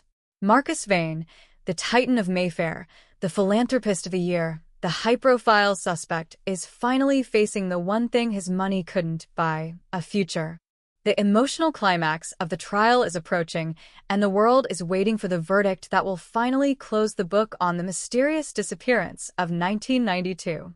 The lingering impact will remain, a scar on the history of London, but also a testament to the fact that no one, no matter how powerful, can escape the ghosts of their past. The gavel didn't just strike a block of wood. It struck the very heart of the British establishment, echoing through a courtroom that felt more like a pressurized chamber about to explode. As the trial of the century moves into its most harrowing phase, the high-profile billionaire Marcus Vane remains a study in frozen arrogance, but the air around him is thick with the scent of a dying empire. The prosecution has just unveiled what the media is calling the Sovereign Files, the infamous black books recovered from Arthur Penhaligon's Adriatic fortress. These are not merely ledgers. They are the scrolls of a secret history, a strange clue that connects the 1992 mysterious disappearance of Elena Sterling to a global syndicate of power and depravity. The vivid language of the entries, coded in a mix of financial shorthand and chillingly casual euphemisms, describes extractions, silencing protocols, and asset liquidations that span 3 decades and 4 continents. This is the sensational revelation that has turned a murder trial into a post-mortem of the ruling class, a live crime news event that has paralyzed the world's financial hubs as names of the untouchables begin to leak into the public domain. But the most shock and surprise didn't come from a document. It came from a shadow. The prosecution called a witness whose name had been redacted until the very moment she stepped behind the bulletproof screen. Juliana Rossi, a woman the world thought was just another mysterious disappearance from the summer of 1994, stood before the court. The community shock was visceral, a collective gasp that seemed to vibrate the very walls of the Old Bailey. Juliana wasn't a ghost. She was the one who got away, the living testament to the unsolved mystery of Vane's private vault. Her testimony, delivered in a voice that was brittle but unbreakable, provided the vivid imagery of a nightmare. She described being taken from a Soho alleyway, the smell of expensive leather and chemical sedatives, and the journey to the Blackwater estate. This wasn't just a cold case update. It was a cinematic reconstruction of a horror that had been hidden in plain sight for 30 years. The architecture of the vault, forensic mapping of the Blackwater Lodge, the soundproofing. Forensic engineers testified that the hidden cellar was lined with lead-in foam composite panels, technology used in 1990s recording studios to ensure total acoustic isolation. The strange clue of the air vent, a microscopic analysis of the ventilation system revealed traces of specialized paralytic gases, proving the vault was designed as a high-tech dungeon. The trophy niche, a small, recessed shelf in the wall where Vane allegedly kept keepsakes, including the missing engagement ring of a French socialite who vanished in 1998. The investigation process has now reached a level of granular detail that is both fascinating and repulsive. Juliana's description of the vault matched the forensic reconstruction with a terrifying 100% accuracy, right down to the chilling detail of the single, unshaded light bulb that never went out, a psychological torture tactic designed to shatter a victim's sense of time. She spoke of the interrogations, where Marcus Vane would sit in the shadows, his voice a calm, cultured purr as he asked questions about people he wanted to ruin. The vivid language she used to describe his predatory patience has redefined the public's understanding of the man. He wasn't just a killer. He was a collector of secrets, and Elena Sterling's mistake wasn't just what she knew, but that she refused to trade it for her life. The deadlock of the 1992 case was a masterpiece of Vane's design, but Juliana's survival is the variable he never accounted for, the strange clue that walked back out of the darkness. As the fast-paced cross-examination began, Vane's lead barrister, a man whose reputation was built on dismantling the lives of victims, attempted to paint Juliana as a confabulator, a woman whose trauma had invented a monster to blame for her own lost years. But the prosecution was ready. They introduced a strange clue that silenced the defense, a private medical record from a black site clinic in Switzerland, funded by a Vane shell company, showing that a woman matching Juliana's description had been treated for extraction-related trauma in late 1994. The vivid reality of the paper trail is undeniable. Vane didn't just kidnap her. He maintained her like a piece of high-value equipment. The community shock is now evolving into a global movement, with justice for the disappeared, protests springing up from New York to Tokyo. The lingering impact of this trial is shifting from a local scandal to a worldwide reckoning with the concept of private justice. The sensational nature of the trial is being matched by the vivid language of the street. Everywhere you look, the headlines are screaming. The billionaire's playpen. Rossi speaks from the grave. The sovereign files unleashed. The live crime news cycle is relentless, with forensic psychologists appearing on every channel to analyze Vane's God complex. They describe a man who believed that because he created wealth, he had the right to destroy life. This is the emotional climax for the families of the other victims listed in the Black Books. For the first time in decades, they aren't being told their loved ones just left. They are being told they were victims of a high-profile conspiracy. The mysterious disappearance of each name in those books is now a fresh wound, a cold case being reopened with a vengeance. He didn't just buy the silence of the police. He bought the silence of the very earth. But even the stones are screaming now. Lead prosecutor, during a heated exchange over the admissibility of the black books. The investigation process is now expanding into the financial structures that allowed Penhaligon's cleaning services to operate for so long. Accountants have discovered a ghost payroll of over 200 people, former soldiers, tech experts, and even disgraced doctors, who were kept on retainer to ensure the unsolved mystery stayed unsolved. The vivid descriptions of this shadow army have sent a lingering shock through the intelligence community. How could such an organization exist in the heart of London without detection? The answer, as the black books reveal, is that it was protected by the very people tasked with finding it. This strange clue of the 1992 lost forensic samples has led back to a retired commander who is currently being questioned under the Judas Protocol. As we watch the cinematic downfall of Marcus Vane, the tense and dramatic energy of the trial is moving toward the sterling evidence. The prosecution has saved the most chilling detail for the final weeks, the physical remains of Elena Sterling. The vivid language of the search at Blackwater has prepared the public for the worst, but the reality is more haunting. They didn't find her in the vault. They found her in the most high-profile place imaginable, sealed within the cornerstone of the Vane International Headquarters, a building completed in late 1993.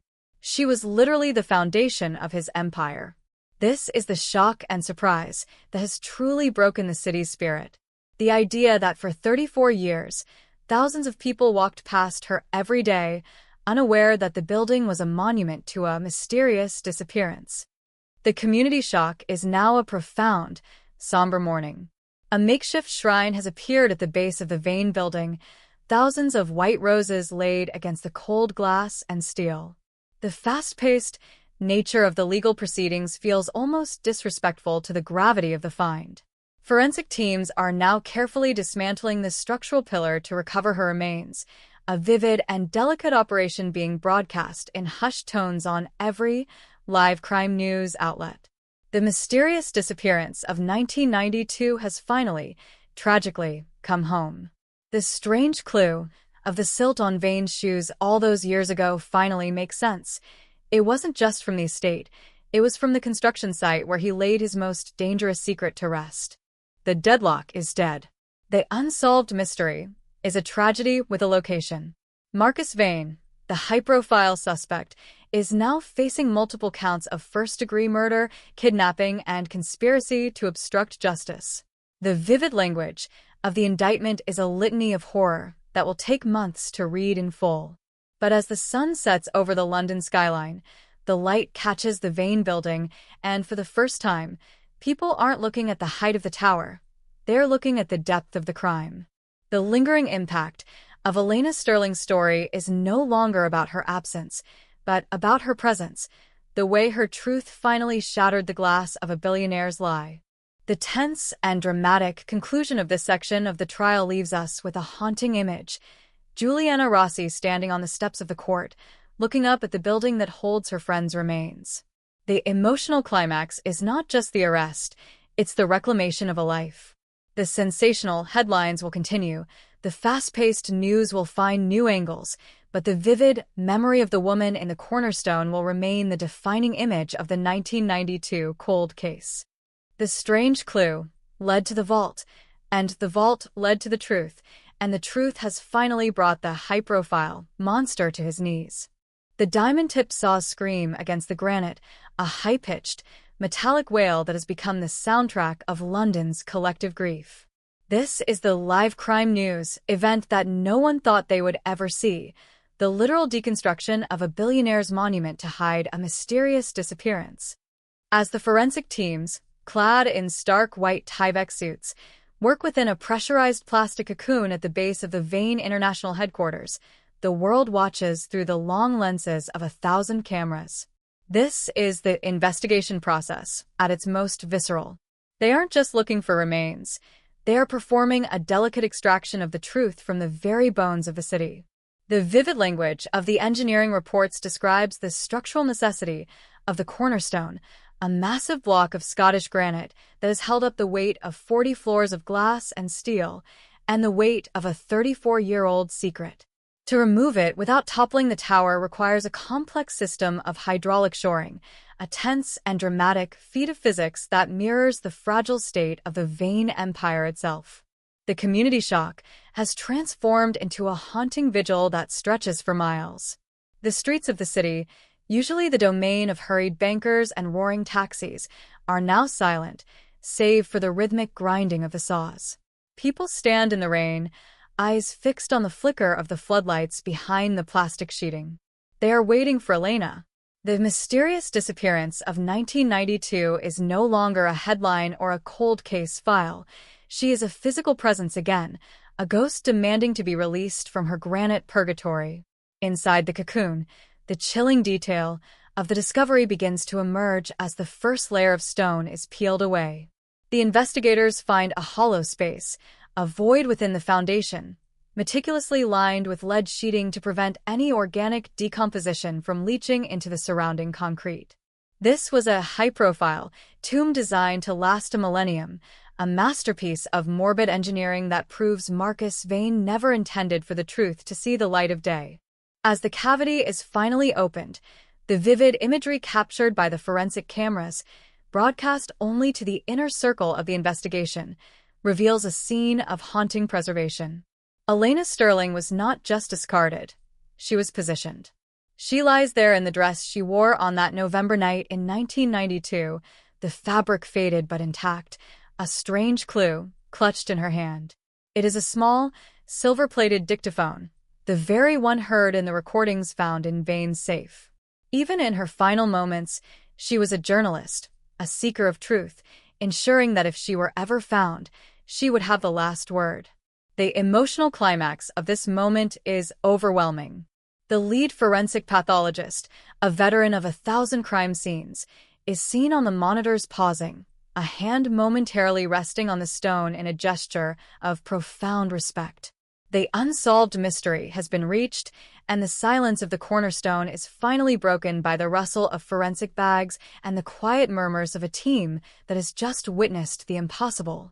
But as the body of Elena Sterling is recovered, a second sensational development is unfolding in the shadows of the legal district. This is what the tabloids are calling the Night of the Long Knives. Marcus Vane's inner circle, the untouchables who managed his offshore accounts, his private security, and his political liaisons, have realized that the cornerstone was not just a grave for a woman, but a grave for all of them. The investigation process has triggered a cascade of betrayals. His chief financial officer, a man who has lived in a Belgravia mansion on Vane's hush money for 3 decades, was found at Heathrow with a suitcase full of bearer bonds and a folder of contingency documents. In exchange for immunity, he is now detailing the Vane tax, a systematic funneling of corporate funds into a private army of fixers and silencers. The vivid language of his deposition describes a corporate culture where disappearance was a line item on the annual budget, a strange clue that explains how Vane rose to power so quickly and so ruthlessly.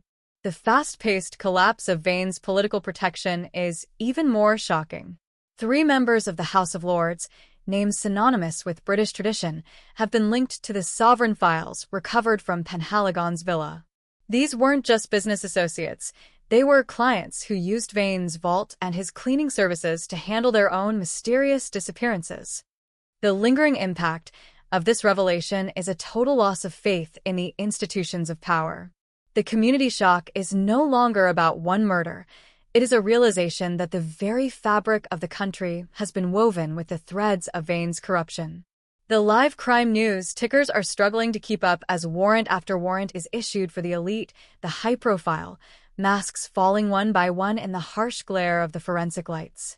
In the dock of the Old Bailey, Marcus Vane's reaction to the news of the recovery is the most chilling detail of all. He doesn't flinch. He doesn't weep. He sits with a terrifying, statuesque stillness, his eyes fixed on a point somewhere above the judge's head. His legal team, once a phalanx of the best minds in the country, has dwindled to a single, pale-faced barrister who looks like he wants to be anywhere else. The vivid contrast between Vane's past grandeur and his current isolation is cinematic. He is a king without a kingdom, a a titan whose foundation has been literally cut out from under him. The strange clue of his behavior, the lack of any human emotion, has led forensic psychologists to describe him as a pure predator, a man who viewed other people not as human beings, but as obstacles to be moved or resources to be used. The investigation process into the 1993 construction of the building has revealed a strange clue in the architectural blueprints.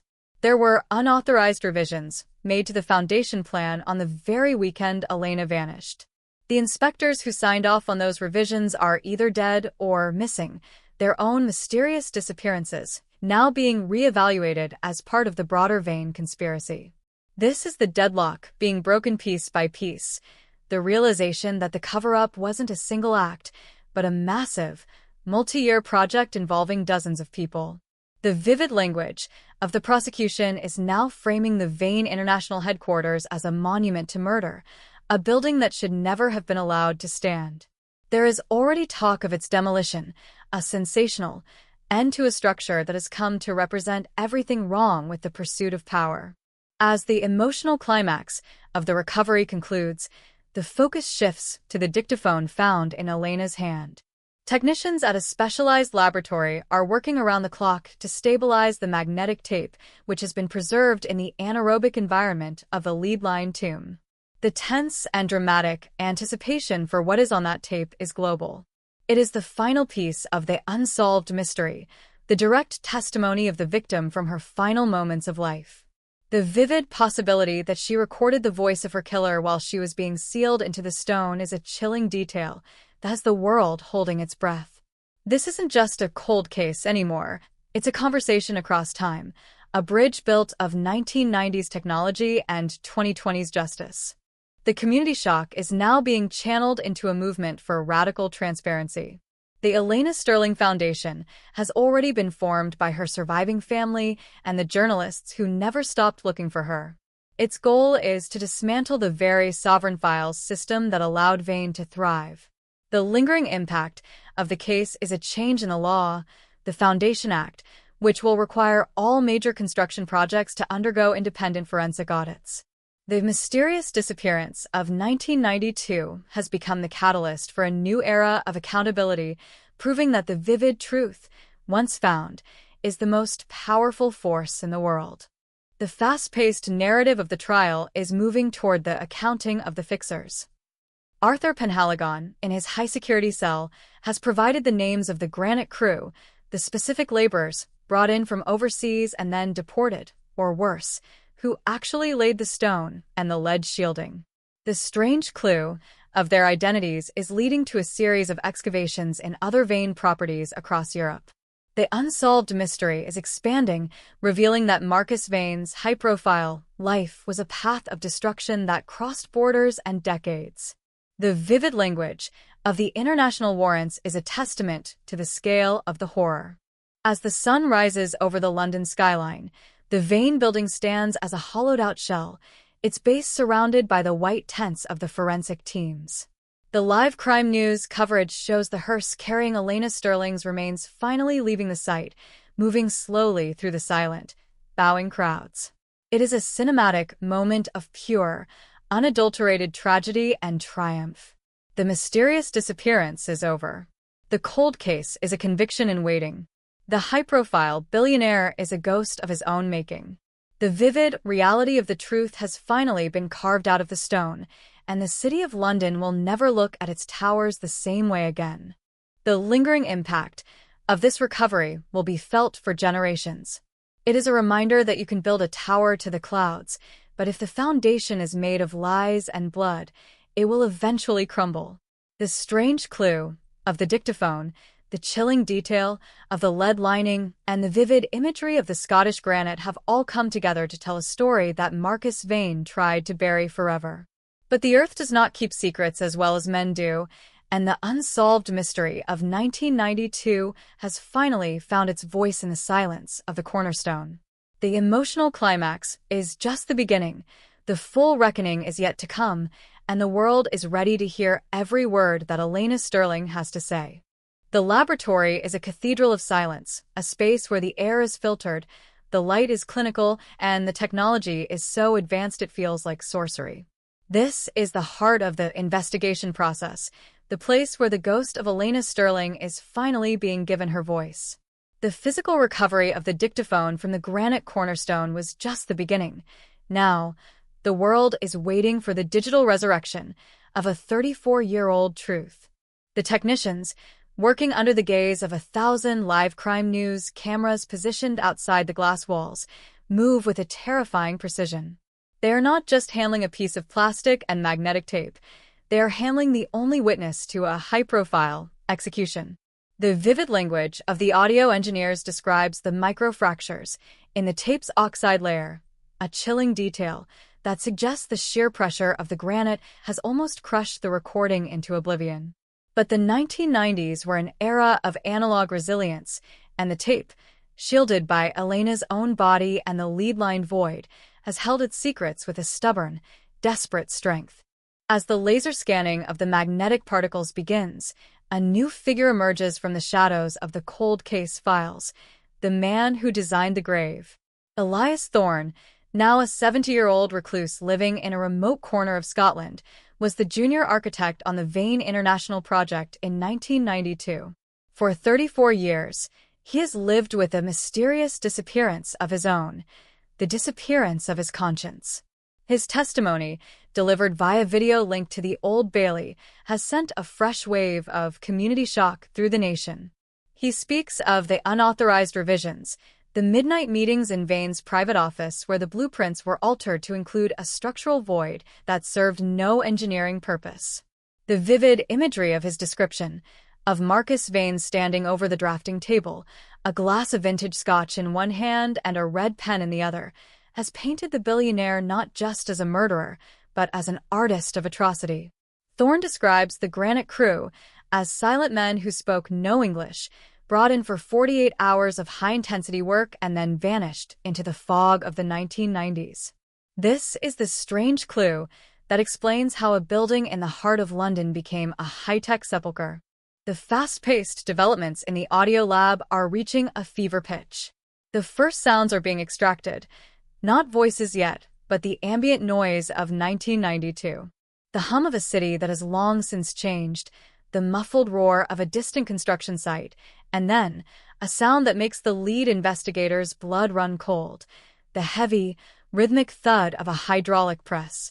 It is the sound of the cornerstone being lowered. The vivid language of the forensic report describes this as the acoustic fingerprint of a burial. And then, through the static and the hiss of 34 years of decay, a voice emerges. It is Elena. She is whispering, her breath hitching in a way that conveys a terror so profound it transcends the decades. "He's here," she says. He's watching them finish it. He thinks the stone will keep the secret, but the stone is cold, Marcus. It's as cold as you. The sensational impact of hearing these words, live on every news outlet in the world, is a moment of total, paralyzing shock and surprise. The unsolved mystery isn't just speaking, it's accusing. The anatomy of the final tape, a forensic breakdown.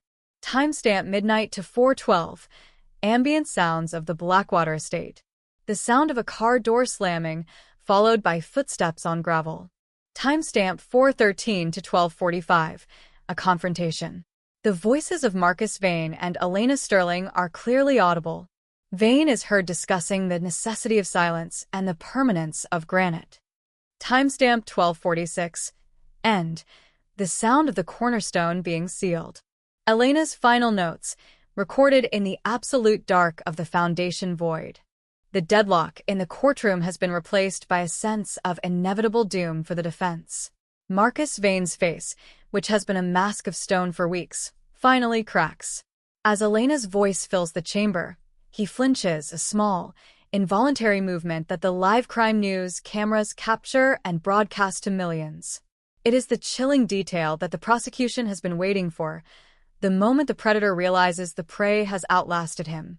The vivid contrast between the billionaire's current frailty and the arrogant, murderous power of his 1992 voice is a cinematic masterclass in the downfall of a titan. The community shock is now a visceral, collective anger. Outside the court, The crowds are no longer silent. They are a sea of voices, chanting the name of the woman who refused to be buried. The investigation process into the Night of the Long Knives Associates has moved into the political arena. The Sovereign Files have revealed that the 1992 cover-up was sanctioned at the highest levels of the Home Office. Lord Ashworth, a man who has spent 3 decades as a pillar of the establishment, is currently being led from his estate in handcuffs. This strange clue that linked him to Vane was a consultancy agreement for the Vane Building's security protocols, a document that provided the legal cover for the Granite crew to operate without oversight. The vivid language of the arrest warrants describes a systemic betrayal of the public trust, a sensational indictment of an entire generation of leaders who viewed Marcus Vane's wealth as more important than a woman's life. The lingering impact of this revelation is a total collapse of the political status quo, a fast-paced revolution of accountability. In the audio lab, the final section of the tape is being processed. It is the most harrowing part of the story. Elena, realizing that her time is measured in the oxygen remaining in the void, begins to dictate her last report. She names the names of the untouchables who were present at the Blackwater estate, the men who watched as she was forced into the cornerstone. She describes the look in Vane's eyes, not of hatred, but of a terrifying, hollow boredom. This is the vivid reality of the mysterious disappearance that haunted London for 34 years. She wasn't just a victim, she was a witness until her last breath. The emotional climax of the tape is her final message to her family. Don't stop looking. The light always finds a way through the stone. This isn't just evidence. This is a testament. It is the sound of a woman's soul refusing to be silenced by billions of pounds and tons of granite. Senior audio forensic expert during the live crime news briefing. The tense and dramatic atmosphere in the city is reaching a breaking point. The Vane International Building, now a hollowed-out crime scene, has become a symbol of everything the public hates about the unmasked elite. There are calls for it to be razed to the ground, its glass and steel recycled into a memorial for all the victims of the Sovereign Files. The vivid imagery of the building at night, illuminated by the floodlights of the forensic teams, is a constant reminder of the chilling detail of Elena's burial. The unsolved mystery of 1992 has become the catalyst for a national cleansing, a fast-paced dismantling of the structures that allowed Marcus Vane to believe he was a god. As we move toward the final verdict, the investigation process is uncovering even more strange clues in the black books. It appears that Vane's cleaning services were used to influence elections, silence whistleblowers in the pharmaceutical industry, and even manipulate the price of gold in the mid-90s. The mysterious disappearance of Elena Sterling was the thread that, once pulled, has unraveled a global tapestry of crime.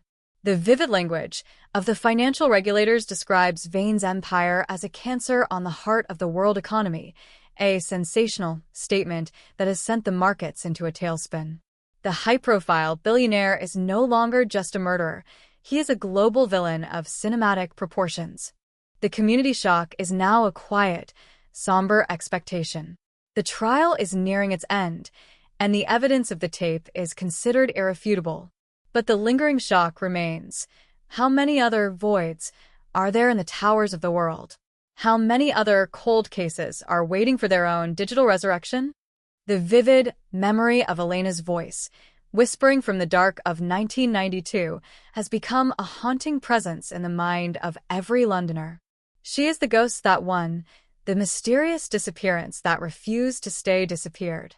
The strange clue of the dictaphone has led to a truth that is as solid and unyielding as the granite that tried to hide it. The fast-paced closing arguments are set to begin tomorrow. The prosecution will use the vivid language of Elena's own words to seal Marcus Vane's fate. The sensational nature of the tape has ensured that there will be no high-profile escape this time. The unsolved mystery is solved. The cold case is a burning indictment. And as the sun sets over the Thames, the light catches the ripples in the water, a shimmering, cinematic reminder that even the deepest, darkest secrets eventually come to the surface. The emotional climax of 34 years of waiting is finally here, and the world is ready to see the monster finally, truly unmasked. The sound of the tape ending was not the end of the story. It was the beginning of a haunting that London would never be able to shake. As the final hiss of the 1992 recording faded into the heavy, expectant air of the Old Bailey, the unsolved mystery of Elena Sterling's fate was replaced by a vivid and terrifying clarity. The investigation process had moved from the physical recovery of remains to the psychological dismantling of a monster. The courtroom, a place of centuries-old tradition, felt modern and clinical under the glare of the world's media, yet the crime being described was as ancient as greed itself. Marcus Vane, the high-profile billionaire whose name once opened the doors of palaces, now sat in the dock as a man who had literally built his success on a foundation of bone. The community shock was no longer a wave. It was a permanent state of being for a city that realized its most iconic skyline was a map of hidden atrocities. The prosecution's closing arguments began with a sensational move. They didn't start with the law, they started with the silence. They pointed to the empty chair where Elena Sterling should have sat for the last 34 years, a mysterious disappearance that was actually a state-sanctioned execution. The vivid language of the lead prosecutor was a scalpel cutting through the layers of Vane's corporate philanthropy to reveal the rotting core of a predator. He didn't just kill a woman, the prosecutor whispered, her voice carrying to the furthest corners of the gallery. He attempted to kill the truth. He used the very soil of this country and the very stone of this city to bury his conscience. But the stone has spoken. This was the emotional climax the world had been waiting for, the moment where the strange clue of the dictaphone was finally transformed into an unbreakable chain of guilt. The Sovereign Files, a global network of silence. The cleaning subsidies. New evidence from the Black Books shows Vane funneling £10 million into private security firms in France, Germany, and the US to suppress reputational threats. The forensic blind spots. A strange clue in the Home Office archives reveals that the 1992 forensic team was explicitly ordered to ignore the construction site at the Vane building. The international warrants. Interpol has now issued red notices for 5 former CEOs of Vane's subsidiary companies, all suspected of being silent partners in the mysterious disappearances of the 1990s. The fast-paced nature of the trial's final days saw a new witness emerge from the shadows of history. Paweł Nowak, a retired stonemason from Poland, was the last surviving member of the Granite crew.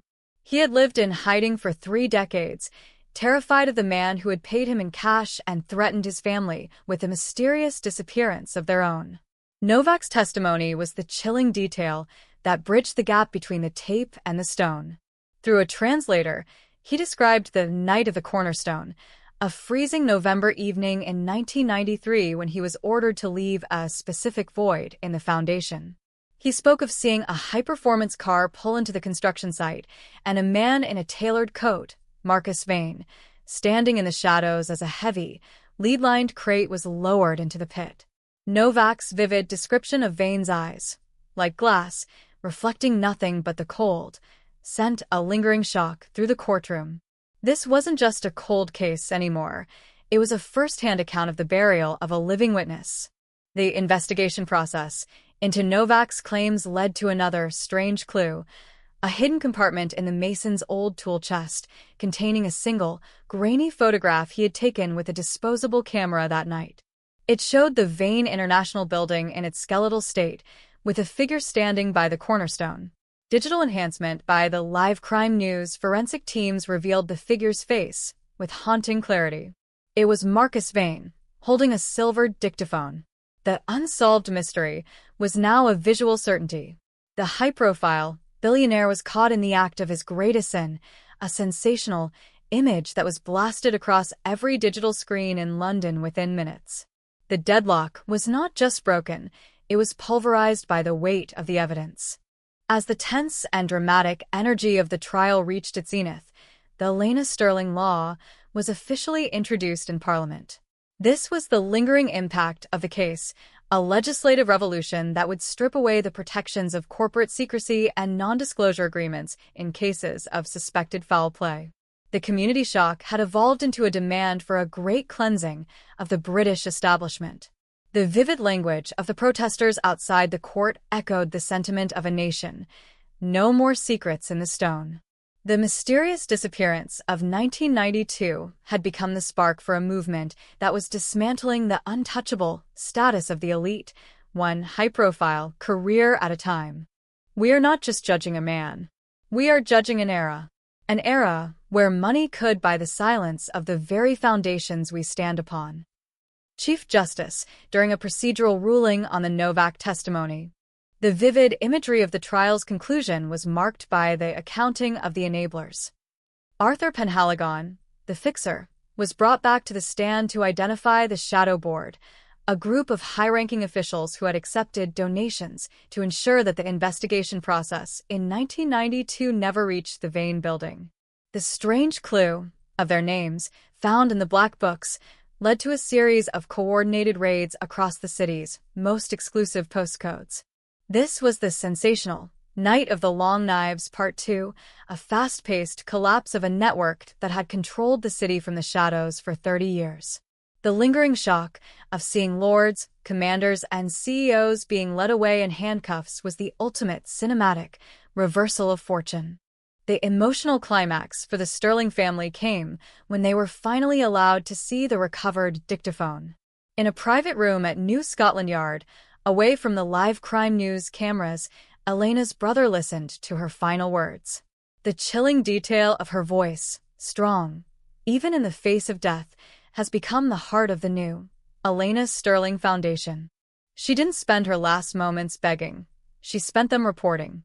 She was a journalist until the end, a high-profile hero of the truth who used her final breath to ensure that her killer would one day be unmasked.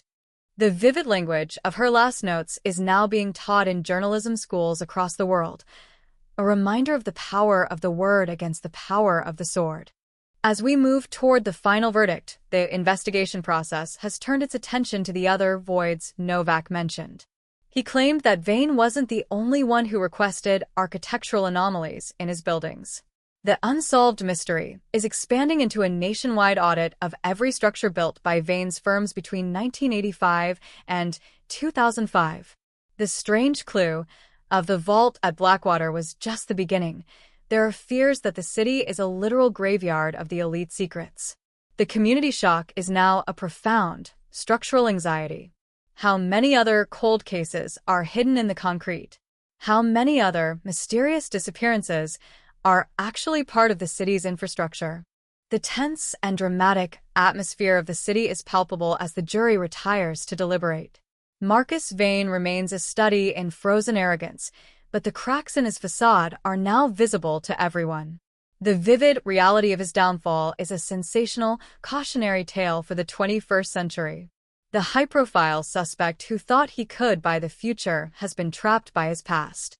The strange clue of the silt, the chilling detail of the tape, and the vivid testimony of the stonemason have all converged into an undeniable truth. The unsolved mystery of 1992 is no longer a ghost story. It is a verdict waiting to happen.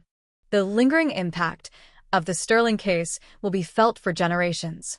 It is the definitive cold case of the modern era, a mysterious disappearance that was solved not by luck, but by the persistence of the truth. The vivid language of justice is being written in the courtrooms of London, and the world is watching, breathless, as the final chapter of the Marcus Vane saga is being prepared. The emotional climax is approaching, and the light that Elena Sterling believed in is finally, brilliantly, breaking through the stone. The fast-paced news cycle continues to churn out live crime news specials, but the city has slowed down. People are walking past the Vane building with a new sense of reverence and horror.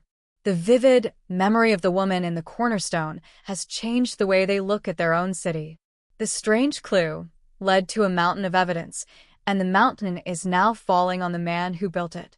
The unsolved mystery is over. The cold case is a burning pyre, and the high-profile monster is finally, truly, alone in the dark. The tick of the courtroom clock in the Old Bailey is a sound that has survived centuries, but today, Each mechanical pulse feels like a hammer blow against the coffin of a billionaire's legacy. We are standing on the precipice of the final reckoning, a tense and dramatic pause in the narrative of a city that has been haunted by the 1992 mysterious disappearance for 34 years. The jury has been out for 72 hours, 3 days of agonizing silence that have seen the live crime news cycle spin into a state of near-hallucinatory speculation. Outside the heavy oak doors of the court, the air in London is thick, a damp, gray pressure that seems to mirror the lingering shock of the evidence presented. The sovereign files, the granite crew, the chilling detail of the dictaphone, it all hangs in the balance, held in the hands of 12 ordinary citizens who are currently deliberating in a room that Marcus Vane's billions cannot reach. This is the sensational climax of the investigation process, the moment where the high-profile suspect is no longer a titan of industry, but a man waiting for a word that will either restore his freedom or seal his tomb. The vivid language of the courtroom reporting describes the scene inside the gallery as a study in psychological warfare. The Sterling family sits in the front row, their faces etched with the exhaustion of a 3-decade war for the truth. Across the aisle, Vane's legal team, once a phalanx of the most expensive legal minds in Europe, looks like a defeated army, their folders of statute of limitation arguments and procedural error motions now appearing as flimsy as wet paper. The strange clue of the silt on Vane's shoes, the vivid testimony of the stonemason Novak, and the haunting, digitalized voice of Elena Sterling from the cornerstone have created a mountain of evidence that no amount of rhetoric can move. The unsolved mystery of 1992 is no longer a puzzle. It is an indictment of a system that allowed a predator to hide in the light. The community shock has turned into a quiet, vibrating anticipation, a collective holding of the breath that can be felt from the steps of St. Paul's to the glass towers of Canary Wharf. As the bell finally rings, signaling that a verdict has been reached, the fast-paced rush of the media back into the courtroom is cinematic in its intensity. The live crime news tickers go silent. The world stops. Marcus Vane is led back into the dock, his stride slower now, his expensive suit hanging loose on a frame that seems to have aged a decade in the last 6 weeks. He doesn't look at the jury. He doesn't look at the Sterling family. He stares at the coat of arms above the judge's head, a final, defiant act of aristocratic detachment. The foreman of the jury stands, a woman whose voice will now become the most sensational sound in the history of London's cold cases. The clerk asks the question, on the count of the murder of Elena Sterling, how do you find the defendant? The silence that follows is so absolute it feels like a physical weight. Guilty. The word isn't spoken. It is released like a long-held breath. The community shock inside the room erupts into a muffled sob from the Sterling family, but the judge's gavel brings a sharp, clinical end to the outburst. One by one, the counts are read. Murder of Elena Sterling, guilty. Kidnapping and false imprisonment of Juliana Rossi, guilty. Conspiracy to obstruct justice, guilty.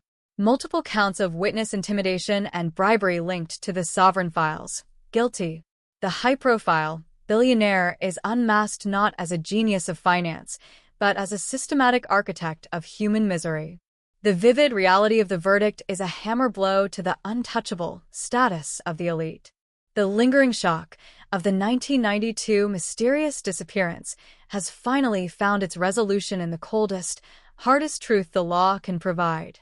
But the sensational nature of the day doesn't end with the verdict. As Vane is being led away, the investigation process triggers its final, pre-planned phase, the Great Cleansing. In a fast-paced series of coordinated raids across the city, the Night of the Long Knives reaches its ultimate conclusion. The strange clue of the Black Books has provided the evidence needed to arrest 14 high-ranking officials who were Vane's silent partners in the 1990s. We see the vivid footage of a former police commander, the very man who lost the original forensic samples in 1992, being led from a Surrey mansion in handcuffs. We see the high-profile arrests of 2 members of the House of Lords and a former cabinet minister, their reputations shattered by the revelation that they traded a woman's life for Vane's political and financial support.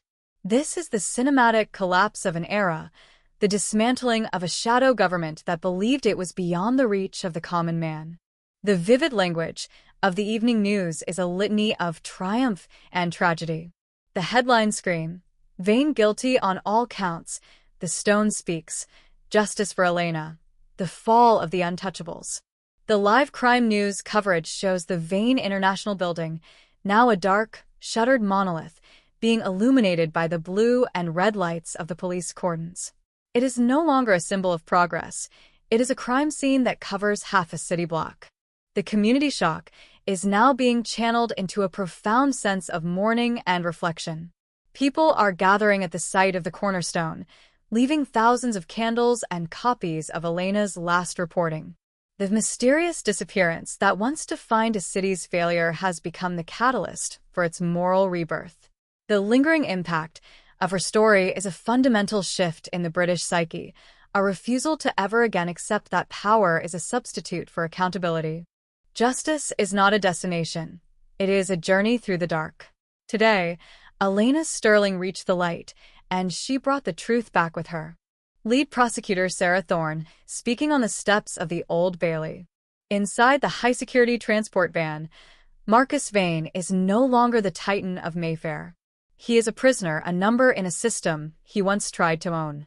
The chilling detail of his final moments in the public eye was the look of utter incomprehension on his face, the look of a man who genuinely believed that the rules of the world did not apply to him.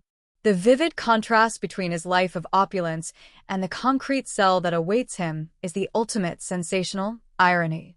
The strange clue of the dictaphone, the unsolved mystery of the 1992 cold case, and the vivid testimony of the survivors have all led to this point of absolute finality. The deadlock is over. The high-profile billionaire has been unmasked, and the mask has been ground into the dust. The investigation process continues, however, because the sovereign files contain thousands of names and hundreds of other mysterious disappearances across the globe. This is the fast-paced future of the case, a global hunt for the other vaults and the other granite crews that served the world's elite. The lingering shock of the Vane trial is just the first wave of a global tsunami of accountability. The vivid language of the international warrants being issued tonight suggests that the Vane Protocol was not an isolated incident, but a standard operating procedure for a segment of the global 1%. The community shock is now a global awakening. The unsolved mystery of 1992 was the key that unlocked a door to a world of secrets that we are only just beginning to understand. As the sun sets over a London that feels fundamentally different than the one that woke up this morning, the cinematic weight of the story is undeniable. The mysterious disappearance of Elena Sterling is over, but her legacy is just beginning. The strange clue in the cornerstone has become the foundation of a new kind of justice. The vivid memory of her voice, whispering from the dark of the foundation, will remain a haunting presence in the city's heart, a reminder that the truth cannot be buried, no matter how much granite you pile on top of it. The emotional climax of the verdict has provided a sense of peace to a family that has spent 34 years in a desert of uncertainty, but for the rest of the world, it is a call to arms. The fast-paced developments of the day leave us with one final, chilling detail.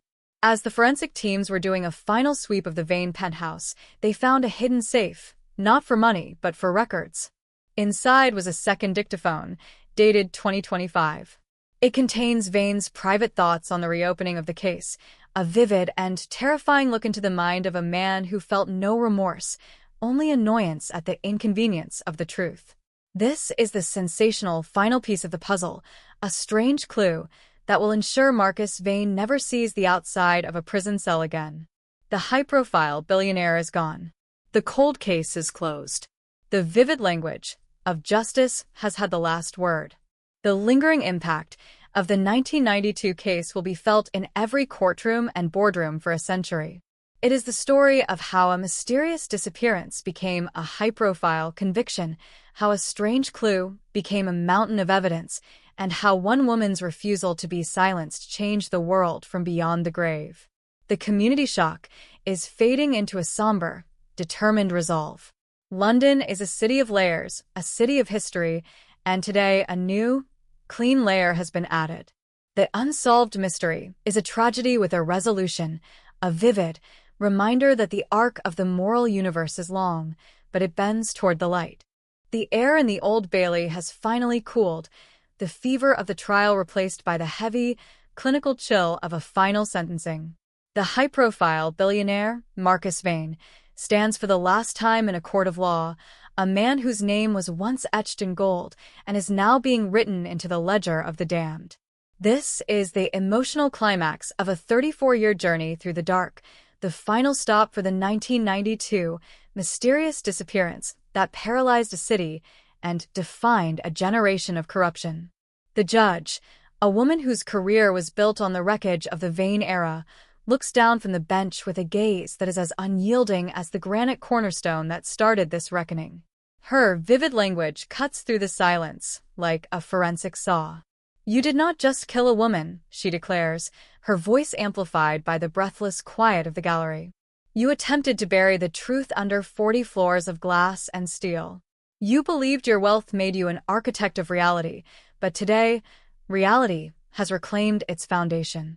This is the sensational end of the Marcus Vane saga, a live crime news moment that is being watched by millions, yet felt most deeply in the hearts of those who never stopped looking for Elena Sterling. The sentence is a hammer blow. Life imprisonment without the possibility of parole, a chilling detail that confirms Vane will die in a cell no larger than the vault he built for his victims. But the punishment doesn't stop at the prison gates. In an unprecedented move, the court has ordered the total civil erasure of Marcus Vane. His titles are stripped, his knighthood annulled, and his vast corporate empire is being dismantled under a proceeds of crime mandate. This is the fast-paced collapse of the House of Vane, a cinematic liquidation that sees his private jets, his sprawling estates, and his collection of stolen secrets being auctioned off to fund a global victim compensation scheme. The community shock is now a profound, somber satisfaction. The man who thought he was a god is being systematically erased from the world he tried to own. The investigation process has moved from the courtroom to the wrecking yard as the final monument to his arrogance. The Vane International Headquarters is slated for a controlled deconstruction. The vivid imagery of the Vane building's demolition has become the defining symbol of 2026. This isn't a chaotic implosion, but a surgical removal, floor by floor, a reverse construction that mirrors the way the unsolved mystery was unraveled. As the glass panels are lowered and the steel girders are cut, the city watches as the hollow shell is exposed. The strange clue of the foundation void is now a gaping wound in the earth, soon to be filled with the soil of the Blackwater estate, a symbolic merging of the two sites of Elena's tragedy. The lingering shock of the building's existence is being replaced by a sense of collective healing. The mysterious disappearance of 1992 is being physically removed from the skyline, proving that even the most high-profile lies eventually crumble under the weight of the truth. But the real legacy of this cold case is not in the rubble, it is in the Sterling report. On the one-year anniversary of Vane's conviction, the Elena Sterling Foundation publishes her final investigation, the report she was killed to suppress. It is a sensational document, 400 pages of vivid language and ironclad evidence detailing the corruption of the global arms trade and the shadow board that controlled the city in the early 90s. The unsolved mystery of why she was taken is finally fully explained. She was a threat to a multi-billion-dollar machine of war and influence, a high-profile target because she was too good at her job. To read her words today, knowing the price she paid for them, is an emotional climax that has sparked a new wave of transparency laws across the globe. The Elena Law is now being adopted by 34 nations, a fast-paced legislative revolution that makes the sovereign files style of cover-up a crime against humanity. The community shock has transformed into a profound, enduring vigilance.